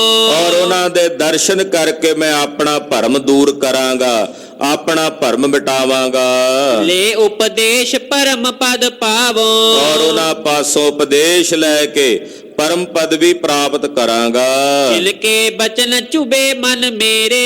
ਜਿਨ੍ਹਾਂ ਦੇ ਅੰਮ੍ਰਿਤ ਬਚਨ ਮੇਰੇ ਹਿਰਦੇ ਨੂੰ ਵਿੰਨ ਗਏ ਹਨ। ਸ਼ਾਂਤ ਨ ਆਵਤ ਬਿਨ ਅਬ ਹੇਰੇ। ਹੁਣ ਮੈਨੂੰ ਉਦੋਂ ਤਾਈਂ ਸ਼ਾਂਤੀ ਨਹੀਂ ਜੇ ਮਿਲਣੀ ਜਦੋਂ ਤੱਕ ਮੈਂ ਉਹਨਾਂ ਦੇ ਦਰਸ਼ਨ ਨਹੀਂ ਕਰ ਲੈਂਦਾ। ਬਨਜ ਨਿਕਟ ਹੈ ਤੁਮਰੇ ਜੇਤੋ। ਤੇਰੇ ਕੋਲ ਜਿੰਨਾ ਤੂੰ ਵਪਾਰ ਦਾ ਸਮਾਨ ਲਿਆਇਆ, ਵਪਾਰ ਕਰਨ ਆਇਆ ਨਾ, ਵੇਚਣ ਆਇਆ ਸਮਾਨ, ਜਿੰਨਾ ਵੀ ਲੈ ਕੇ ਆਇਆ, ਸੌਦਾ ਕਰੋ ਸਦਨ ਮਮ ਤੇਤੋ। ਉਹਦੇ ਪੈਸੇ ਮੇਰੇ ਕੋਲੋਂ ਲੈ ਲੈ, ਮੈਂ ਖਰੀਦ ਲੈਣਾ, ਤੂੰ ਛੇਤੀ ਨਿਬੇੜ ਇਸ ਕੰਮ ਨੂੰ। ਜਿੰਨਾ ਸੌਦਾ ਲਿਆਇਆ ਉਹ ਲਿਆ ਇੱਥੇ, ਉਹ ਮੈਂ ਆਪਣੇ ਘਰ ਖਰੀਦ ਲੈਣਾ। ਗਮਨੋ ਪੁਨਨੈ ਬਿਲਮ ਲਗਾਵੋ। ਤੇ ਚੱਲ ਆਪਾਂ ਚੱਲੀਏ ਛੇਤੀ, ਦੇਰੀ ਨਾ ਕਰ, ਮੈਨੂੰ ਸਾਹਿਬ ਦੇ ਦਰਸ਼ਨ ਕਰਾ। ਜਹ ਸ਼੍ਰੀ ਨਾਨਕ ਤਹਾਂ ਪੁਚਾਵੋ। ਮੈਨੂੰ ਉੱਥੇ ਲੈ ਚੱਲੋ ਜਿੱਥੇ ਦੀਨ ਦੁਨੀਆ ਦੇ ਮਾਲਕ ਗੁਰੂ ਨਾਨਕ ਸਾਹਿਬ ਹਨ। ਜਗਿਓ ਪ੍ਰੇਮ ਭੂਪਤ ਵੱਡ ਭਾਗੀ। ਵੱਡਿਆਂ ਭਾਗਾਂ ਵਾਲੇ ਰਾਜੇ ਸ਼ਿਵ ਨਾਭ ਦੇ ਅੰਦਰ ਪ੍ਰੇਮ ਜਾਗ ਪਿਆ। ਇਕ ਮਨ ਸੁਖ ਬੋਲਿਓ ਅਨੁਰਾਗੀ। ਭਾਈ ਮਨ ਸੁਖ ਨੇ ਵੇਖਿਆ ਕਿ ਇਹਦੇ ਅੰਦਰ ਪ੍ਰੇਮ ਜਾਗਿਆ ਹੈ। ਇਸ ਪ੍ਰਕਾਰ ਨੇ ਕਰੋ ਰਜਾਨਾ। ਕਹਿਣ ਲੱਗੇ, ਹੇ ਰਾਜਾ ਇਸ ਤਰ੍ਹਾਂ ਨਹੀਂ ਕਰੀਦਾ, ਤਜ ਕਰ ਦੇਸ਼ ਨਾ ਬਿਨੈ ਪਿਆਨਾ। ਤੂੰ ਆਪਣਾ ਦੇਸ਼ ਛੱਡ ਕੇ, ਰਾਜ ਛੱਡ ਕੇ ਨਾ ਜਾਈ। ਜੇ ਤੁਮ ਚਲੋ ਸੰਗ ਤਿਹ ਦੇਸ਼ਾ। ਜੇ ਤੂੰ ਮੇਰੇ ਨਾਲ ਚੱਲੇਗਾ ਉਸ ਦੇਸ਼ ਵਿੱਚ, ਬਹੁ ਦਿਨ ਮੈਂ ਦਰਸੈ ਜਗਤੇਸ਼ਾ। ਪਤਾ ਨਹੀਂ ਰਾਹ 'ਚ ਕਿੰਨੇ ਦਿਨ ਲੱਗਣ, ਕਿੰਨੇ ਦਿਨਾਂ ਤਾਈਂ ਉੱਥੇ ਪਹੁੰਚੀਏ, ਬੜੇ ਦਿਨ ਲੱਗ ਜਾਣਗੇ। ਇਹਾਂ ਪ੍ਰੇਮ ਕਰ ਚਿਤ ਵਹਿ ਮਨ ਤੇ ਮੈਂ। ਜੇ ਤੂੰ ਇੱਥੇ ਬੈਠਿਆ ਪ੍ਰੇਮ ਨਾਲ ਉਹਨਾਂ ਨੂੰ ਯਾਦ ਕਰੇ, ਉਹਨਾਂ ਨੂੰ ਧਿਆਵੇਂ, ਦਰਸ਼ਨ ਦੇਖੈ ਥੋਰਨ ਦਿਨ ਮੈਂ। ਤੇ ਉਹ ਛੇਤੀ ਆ ਜਾਣਗੇ, ਥੋੜੇ ਦਿਨਾਂ 'ਚ ਆ ਜਾਣਗੇ ਤੇਰੇ ਕੋਲ। ਤੂੰ ਆਪ ਜਾਵੇਂਗਾ, ਸਮਾਂ ਲੱਗੇਗਾ, ਪਰ ਇੱਥੇ ਬੈਠਿਆ ਪ੍ਰੇਮ ਨਾਲ ਰਾਧੇਗਾ ਤੇ ਤੇਰਾ ਪ੍ਰੇਮ ਵੇਖ ਕੇ ਉਹ ਛੇਤੀ ਆ ਜਾਣਗੇ। ਸ਼੍ਰੀ ਨਾਨਕ ਜੀ ਅੰਤਰ ਜਾਮੀ। ਮੇਰੇ ਸਤਿਗੁਰੂ ਗੁਰੂ ਨਾਨਕ ਸਾਹਿਬ ਜੀ ਅੰਤਰ ਜਾਮੀ ਨੇ, ਦਿਲਾਂ ਦੀਆਂ ਜਾਣਦੇ ਨੇ। ਸਰਬ ਥਾਨ ਗਿਆਤਾ ਜਗ ਸੁਆਮੀ। ਉਹ ਸਰਬ ਥਾਵਾਂ ਦੇ ਗਿਆਤਾ ਨੇ, ਜਾਣੀ ਜਾਣਦੇ ਸੁਆਮੀ ਨੇ। ਪੂਰਨ ਪ੍ਰੇਮ ਦੇਖ ਕਰ ਤੇਰਾ। ਤੇਰੇ ਅੰਦਰ ਦਾ ਪੂਰਨ ਪ੍ਰੇਮ ਵੇਖ ਕੇ ਦਰਸ਼ਨ ਦੇਹ ਆਏ ਬਿਨ ਦੇਰਾ। ਰਾਜਨ ਉਹ ਆਉਣਗੇ ਬਿਨਾਂ ਦੇਰੀ ਤੋਂ, ਆ ਕੇ ਦਰਸ਼ਨ ਦੇਣਗੇ। ਕਹਿਤ ਨਿਰਪਤ ਪਰਖੋ ਕਿਸ ਭਾਂਤੀ। ਰਾਜਾ ਸ਼ਿਵਨਾਭ ਬੋਲਿਆ, ਕਹਿਣ ਲੱਗਾ, ਮਹਾਰਾਜ ਭਾਈ ਮਨ ਸੁਖ ਜੀ, ਇਹ ਦੱਸੋ ਮੈਂ ਉਹਨਾਂ ਨੂੰ ਪਛਾਣਾਂਗਾ ਕਿਵੇਂ, ਪਰਖਾਂਗਾ ਕਿਵੇਂ? ਮੁਝੇ ਬਤਾਵੋ ਗੋਤ ਸੋ ਜਾਤੀ। ਮੈਨੂੰ ਦੱਸ ਦਿਓ ਉਹਨਾਂ ਦੇ ਨਾਮ ਬਾਰੇ, ਗੋਤ ਬਾਰੇ। ਕਿਸ ਪ੍ਰਕਾਰ ਕੋ ਵੇਖ ਸ਼ਰੀਰਾ। ਉਹਨਾਂ ਦਾ ਸਵਰੂਪ ਕਿਹੋ ਜਿਹਾ ਹੈ, ਉਹਨਾਂ ਦਾ ਭੇਖ ਕਿਹੋ ਜਿਹਾ, ਕਿਸ ਤਰ੍ਹਾਂ ਦਾ ਸਵਰੂਪ ਹੈ। ਕੌਣ ਨਗਰ ਰਹਿ ਗੁਨੀ ਗਹੀਰਾ। ਕਿਹੜਾ ਨਗਰ ਹੈ ਉਹਨਾਂ ਦਾ, ਕਿਸ ਨਗਰ ਦੇ ਵਾਸੀ ਨੇ। ਸੁਨ ਮਨ ਸੁਖ ਨੇ ਬਚਨ ਉਚਾਰਾ। ਸੁਣ ਕੇ ਭਾਈ ਮਨ ਸੁਖ ਜੀ ਬੋਲੇ, ਤਿਨ ਕੋ ਪਰਖਨ ਦੁਸ਼ਤਰ ਪਹਾਰਾ। ਕਹਿਣ ਲੱਗੇ, ਉਹਨਾਂ ਨੂੰ ਪਰਖਣਾ ਬੜਾ ਔਖਾ ਜੇ, ਉਹਨਾਂ ਨੂੰ ਪਰਖਣਾ ਹੇ ਰਾਜਾ ਬੜਾ ਔਖਾ ਹੈ। ਵੇਦੀ ਬੰਸ ਖੱਤਰੀ ਜਾਤੀ। ਜੇ ਸੰਸਾਰੀ ਤੌਰ ਤੇ ਵੇਖੇ ਤੇ ਵੇਦੀ ਹਨ, ਉਹ ਖੱਤਰੀ, ਉਹਨਾਂ ਦਾ ਵੰਸ਼ ਹੈ। ਜਨਮਪੁਰੀ ਤਲਵੰਡੀ ਖਿਆਤੀ। ਔਰ ਉਹਨਾਂ ਦੇ ਸਰੀਰ ਦਾ ਜਨਮ ਰਾਏ ਭੋਏ ਦੀ ਤਲਵੰਡੀ ਨਨਕਾਣਾ ਸਾਹਿਬ ਹੋਇਆ ਹੈ। ਕ੍ਰਿਤ ਕਰੀ ਕਚਪੁਰ ਸੁਲਤਾਨਾ। ਕੁਝ ਸਮਾਂ ਉਹਨਾਂ ਨੇ ਮੋਦੀ ਖਾਨੇ ਦਾ ਕੰਮ ਕੀਤਾ, ਸੁਲਤਾਨਪੁਰ ਸਾਹਿਬ। ਅਬ ਤਜ ਦੀਨੋ ਮੋਦੀ ਖਾਨਾ। ਹੁਣ ਉਹਨਾਂ ਨੇ ਉਹ ਮੋਦੀ ਖਾਨਾ ਵੀ ਛੱਡ ਦਿੱਤਾ। ਵੇਖ ਅਤੀਤਨ ਕਾ ਕਰ ਬੈਸੇ। ਉਹ ਅਤੀਤ ਭੇਖ ਧਾਰਨ ਕਰਕੇ ਬੈਠੇ ਨੇ। ਸਾਂਗ ਕਰਤ ਮਾਇਕ ਨਰ ਜੈਸੇ। ਜਿਵੇਂ ਕੋਈ ਮਾਇਆਵੀ ਨਰ ਸਾਂਗ ਕਰਦਾ ਨਾ, ਏਦਾਂ ਦਾ ਸਾਂਗ ਕਰਦੇ ਨੇ, ਕੌਤਕ ਕਰਦੇ ਨੇ। ਇਹ ਸਭ ਪਤੇ ਲੀਨ ਲਿਖ ਭੂਪਾ। ਰਾਜੇ ਨੇ ਸਾਰਾ ਕੁਝ ਲਿਖ ਲਿਆ ਆਪਣੇ ਕਾਗਜ਼ ਤੇ। ਜਿਹੇ ਉਰ ਜਾਗਿਓ ਪ੍ਰੇਮ ਅਨੂਪਾ। ਜਿਹਦੇ ਹਿਰਦੇ 'ਚ ਸਤਿਗੁਰਾਂ ਦਾ ਪਰਮ ਪ੍ਰੇਮ ਜਾਗਿਆ ਹੋਇਆ ਹੈ। ਮਨ ਸੁਖ ਕੋ ਬੂਜੀ ਗੁਣ ਖਾਨੀ। ਫਿਰ ਭਾਈ ਮਨ ਸੁਖ ਜੀ ਨੂੰ ਪੁੱਛਿਆ, ਲਿਖੀ ਮਨੋਹਰ ਸ਼੍ਰੀ ਗੁਰਬਾਣੀ। ਆਖਿਆ ਜਿਹੜੀ ਬਾਣੀ ਤੁਸੀਂ ਪੜ੍ਹਦੇ ਹੋ ਮਨ ਸੁਖ ਜੀ, ਮੈਨੂੰ ਵੀ ਲਿਖਾ ਦਿਓ। ਰਾਜੇ ਸ਼ਿਵਨਾਭ ਨੇ ਵੀ ਉਹ ਸ਼ਬਦ ਆਪਣੇ ਕੋਲ ਲਿਖ ਲਏ। ਰਹਿਓ ਜੀਤੇ ਦਿਨ ਨਗਰ ਮਝਾਰਾ। ਜਿੰਨੇ ਦਿਨ ਭਾਈ ਮਨ ਸੁਖ ਜੀ ਸਿੰਗਲਾ ਦੀਪ ਰਹੇ, ਨਿਤ ਨਰੇਸ਼ ਕਹਿ ਜਾਏ ਅਗਾਰਾ। ਰੋਜ਼ ਰਾਜੇ ਨੂੰ ਜਾ ਕੇ ਮਿਲਦੇ, ਰੋਜ਼ ਚਰਚਾ ਹੁੰਦੀ, ਰੋਜ਼ ਗੁਰੂ ਨਾਨਕ ਸਾਹਿਬ ਦੀਆਂ ਬਾਤਾਂ ਹੁੰਦੀਆਂ, ਰੋਜ਼ ਗੁਰੂ ਨਾਨਕ ਸਾਹਿਬ ਦੀ ਕਥਾ ਹੁੰਦੀ। ਮਹਿਮਾ ਸ਼੍ਰੀ ਨਾਨਕ ਕੀ ਭਾਖੈ। ਭਾਈ ਮਨ ਸੁਖ ਜੀ ਗੁਰੂ ਸਾਹਿਬ ਦੀ ਮਹਿਮਾ ਸੁਣਾਉਂਦੇ, ਰਾਜਾ ਸ਼ਿਵਨਾਭ ਸੁਣਦਾ। ਤਿਉ ਤਿਉ ਨਿਰਪਕੋ ਮਨ ਅਭਿਲਾਖੈ। ਜਿਵੇਂ ਜਿਵੇਂ ਸਤਿਗੁਰਾਂ ਦੀ ਮਹਿਮਾ ਸੁਣਦਾ ਰਾਜਾ, ਤਿਵੇਂ ਤਿਵੇਂ ਦੇ ਮਨ 'ਚ ਗੁਰੂ ਸਾਹਿਬ ਦੇ ਦਰਸ਼ਨਾਂ ਦੀ ਹੋਰ ਅਵਲਾਖਾ ਜਾਗਦੀ ਹੈ। ਜਬ ਨਿਜ ਬਨਜ ਸਰਬ ਕਰ ਲੀਨਾ, ਇਧਰ ਭਾਈ ਮਨ ਸੁਖ ਨੇ ਜਦੋਂ ਸਾਰਾ ਵਪਾਰ ਕਰ ਲਿਆ, ਕਮਨਿਓ ਨਿਕਟ ਭੂਪ ਪਰ ਬੀਨਾ। ਫਿਰ ਜਾਣ ਤੋਂ ਪਹਿਲਾਂ ਰਾਜੇ ਸ਼ਿਵਨਾਭ ਨੂੰ ਭਾਈ ਮਨ ਸੁਖ ਜੀ ਮਿਲਣ ਗਏ। ਬੰਦ ਹੱਥ ਕਹਿੰਦੇ ਹੋ ਨਿਦੇਸ਼ਾ, ਭਾਈ ਮਨ ਸੁਖ ਨੇ ਹੱਥ ਜੋੜੇ ਆਖਿਆ, ਹੇ ਰਾਜਾ ਸ਼ਿਵਨਾਭ, ਹੁਣ ਮੈਨੂੰ ਆਗਿਆ ਦਿਓ। ਚਲਿਓ ਚਹਿਤ ਹੋ ਅਬ ਨਿਜ ਦੇਸ਼ਾ, ਮੈਂ ਆਪਣੇ ਦੇਸ਼ ਵਾਪਸ ਪਰਤਣ ਲੱਗਾ ਹਾਂ। ਸੁਨ ਭੂਪਤ ਨੇ ਕੀਨ ਸਨੇਹਾ, ਸੁਣ ਕੇ ਰਾਜੇ ਸ਼ਿਵਨਾਭ ਨੇ ਬੜਾ ਹੀ ਸਨੇਹ ਕੀਤਾ, ਬੜਾ ਹੀ ਪ੍ਰੇਮ ਕੀਤਾ। ਜੈਸੇ ਕਰੈ ਜੀਵ ਸੰਗ ਦੇਹਾ, ਜਿਵੇਂ ਜੀਵ ਤੇ ਇਸ ਦੇਹ ਦਾ ਸੰਗ ਪ੍ਰੇਮ ਹੁੰਦਾ ਨਾ, ਏਦਾਂ ਨੇ ਕੀਤਾ ਰਾਜੇ ਸ਼ਿਵਨਾਭ ਨੇ। ਕਹਿਤ ਪਇਓ ਉਪਕਾਰ ਸੋ ਤੇਰੋ, ਕਹਿਣ ਲੱਗਾ, ਹੇ ਭਾਈ ਮਨ ਸੁਖ, ਤੇਰਾ ਇਹ ਬੜਾ ਵੱਡਾ ਉਪਕਾਰ ਹੈ ਮੇਰੇ ਤੇ। ਜੇ ਕਿਰਥਾਰਥ ਹੋਵੇ ਤਨ ਮੇਰੋ, ਇਹਦੇ ਨਾਲ ਮੇਰਾ ਇਹ ਤਨ ਕਿਰਤਾਰਥ ਹੋ ਜਾਵੇਗਾ। ਕਹਿ ਨਾ ਸਕੋ ਮੈਂ ਤੋਰ ਵਡਾਈ, ਮੈਂ ਤੇਰੀ ਵਡਿਆਈ ਕਹਿ ਨਹੀਂ ਸਕਦਾ। ਜਬੈ ਕਿਰਪਾਲ ਮੁਝੈ ਮੁਝ ਤਾਈ। ਹਾਂ, ਜਦੋਂ ਮੇਰੇ ਸਾਹਿਬ ਜੀ ਆ ਕੇ ਮੈਨੂੰ ਮਿਲਣਗੇ ਨਾ, ਹੇ ਭਾਈ ਮਨ ਸੁਖ, ਸਤਿਗੁਰਾਂ ਨੂੰ ਮਿਲਣ ਵੇਲੇ ਮੈਂ ਪਹਿਲਾਂ ਤੇਰਾ ਸ਼ੁਕਰਗੁਜ਼ਾਰ ਹੋਵਾਂਗਾ, ਤੇਰਾ ਧੰਨਵਾਦ ਕਰਾਂਗਾ ਕਿ ਤੇਰੇ ਕਰਕੇ ਮੈਨੂੰ ਐਸੇ ਦੀਨ ਦਿਆਲ ਸਤਿਗੁਰਾਂ ਦੇ ਦਰਸ਼ਨ ਹੋਣਗੇ। ਉਤੋਂ ਨਿਕਟ ਆਵਤ ਪਰਚਾਵਤ, ਤੂੰ ਕੋਲ ਸੀ, ਕੋਲ ਰੋਜ਼ ਆ ਕੇ ਮੈਨੂੰ ਹੌਸਲਾ ਦੇ ਦਿੰਦਾ ਸੀ, ਸਤਿਗੁਰੂ ਜੀ ਦੀ ਕਥਾ ਸੁਣਾਉਂਦਾ ਸੀ, ਮਹਾਰਾਜ ਜੀ ਦੇ ਬਚਨ ਸੁਣਾਉਂਦਾ ਸੀ, ਮੇਰਾ ਮਨ ਲੱਗਾ ਹੋਇਆ ਸੀ। ਸ੍ਰੀ ਨਾਨਕ ਗੁਣ ਬਰਨ ਸੁਨਾਵਤ, ਮੈਨੂੰ ਸਤਿਗੁਰੂ ਗੁਰੂ ਨਾਨਕ ਸਾਹਿਬ ਦੇ ਗੁਣ ਵਰਣਨ ਕਰਕੇ ਸੁਣਾਉਂਦੇ ਸੀ। ਬਿਨ ਦਰਸ਼ਨ ਮੈਂ ਸਦਾ ਉਦਾਸਾ, ਤੇ ਹੁਣ ਤੁਸੀਂ ਚਲੇ ਜਾਓਗੇ ਤੇ ਮੇਰਾ ਮਨ ਉਦਾਸ ਹੋਵੇਗਾ। ਮੈਂ ਤਾਂ ਪਹਿਲਾਂ ਹੀ ਉਹਨਾਂ ਦੇ ਦਰਸ਼ਨਾਂ ਦੀ ਤਾਂਘ ਵਿੱਚ ਹਾਂ। ਤੁਸੀਂ ਆ ਕੇ ਬਚਨ ਸੁਣਾ ਕੇ ਹੌਸਲਾ ਦੇ ਜਾਂਦੇ ਸੀ, ਤੁਸੀਂ ਚੱਲੇ ਹੋ, ਹੁਣ ਮੇਰਾ ਮਨ ਹੋਰ ਬੇਬਲ ਹੋਵੇਗਾ। ਕਬ ਹੈ ਆਨ ਪੂਰੇ ਮਨ ਆਸਾ, ਖਬਰੇ ਕਦੋਂ ਉਸ ਭਾਗੀ ਘੜੀ ਆਵੇਗੀ ਜਦੋਂ ਆ ਕੇ ਦੀਨ ਦਿਆਲ ਸਤਿਗੁਰੂ ਜੀ ਮੈਨੂੰ ਆਵਾਜ਼ ਮਾਰਨਗੇ ਤੇ ਆਖਣਗੇ, ਰਾਜਾ ਸ਼ਿਵਨਾਭ ਅਸੀਂ ਆ ਗਏ ਹਾਂ। ਕਦੋਂ ਭਾਗਾ ਭਰਿਆ ਦਿਨ ਆਵੇਗਾ ਜਦੋਂ ਮੈਂ ਉਹਨਾਂ ਦੇ ਦਰਸ਼ਨ ਕਰਕੇ ਆਪਣੀ ਆਸ ਪੂਰਨ ਕਰਾਂਗਾ। ਮਨ ਸੁਖ ਧੀਰਜ ਦੀਨ ਬਹੁਤੀ, ਭਾਈ ਮਨ ਸੁਖ ਨੇ ਧੀਰਜ ਦਿੱਤਾ, ਹੌਸਲਾ ਦਿੱਤਾ।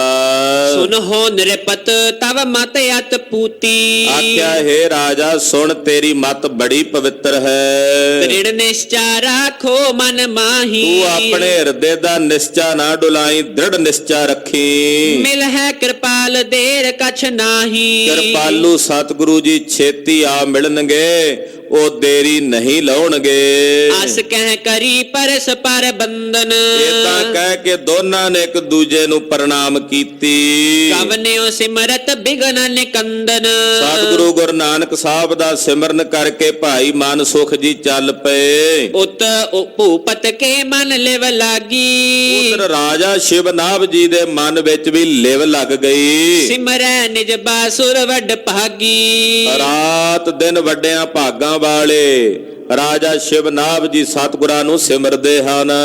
ਉਠਤ ਬੈਠਤ ਗਵਨਤ ਨਾਮੋ, ਉੱਠਦਿਆਂ ਬਹਿੰਦਿਆਂ ਹਰ ਵੇਲੇ ਨਾਮ ਜਪਦੇ ਐ, ਹਰ ਵੇਲੇ ਨਾਮ ਦੀ ਕਮਾਈ ਕਰਦੇ ਰਾਜਾ ਸ਼ਿਵਨਾਭ ਜੀ। ਕਹਿ ਸ਼੍ਰੀ ਨਾਨਕ ਨਿਤ ਸੁਖ ਧਾਮੂ, ਧੰਨ ਗੁਰੂ ਨਾਨਕ ਸਾਹਿਬ ਜੀ, ਧੰਨ ਗੁਰੂ ਨਾਨਕ ਦੇਵ ਸਾਹਿਬ ਜੀ, ਧੰਨ ਗੁਰੂ ਨਾਨਕ ਦੇਵ ਸਾਹਿਬ ਜੀ। ਉੱਠਦਿਆਂ ਬਹਿੰਦਿਆਂ ਸੌਂਦਿਆਂ ਜਾਗਦਿਆਂ ਰਾਜਾ ਸ਼ਿਵਨਾਭ ਜੀ ਮਹਾਰਾਜ ਜੀ ਦਾ ਐਸਾ ਨਾਮ ਜਪਦੇ ਹਨ। ਮੋਰ ਸਮਾਨ ਪਇਓ ਮਨ ਮੋਰਾ, ਕਹਿੰਦੇ ਮੇਰਾ ਮਨ ਮੋਰ ਦੇ ਸਮਾਨ ਹੋ ਗਿਆ। ਕਬ ਹੈ ਮਿਲੇ ਹੋਏ ਕਹਿ ਕਨਾ ਘੋਰਾ, ਇਹ ਸਤਿਗੁਰੂ ਜੀ ਕਦੋਂ ਬੱਦਲ ਰੂਪ ਹੋ ਕੇ ਆ ਕੇ ਮਿਲੋਗੇ ਮੈਨੂੰ। ਜਿਵੇਂ ਮੋਰ ਬੱਦਲ ਵੇਖ ਕੇ ਖੁਸ਼ ਹੁੰਦਾ ਹੈ, ਕਹਿੰਦੇ ਮੇਰਾ ਮਨ ਮੋਰ ਹੋ ਗਿਆ ਮਹਾਰਾਜ, ਤੁਸੀਂ ਕਦੋਂ ਬੱਦਲ ਰੂਪ ਹੋ ਕੇ ਮੈਨੂੰ ਮਿਲੋਗੇ। ਚਿਤ ਚਾਤ੍ਰਿਕ ਕੋ ਪਿਆਸ ਪੁਕਾਰਤ, ਮੇਰਾ ਚਿੱਤ ਬਬੀਹਾ ਬਣ ਗਿਆ ਮਹਾਰਾਜ,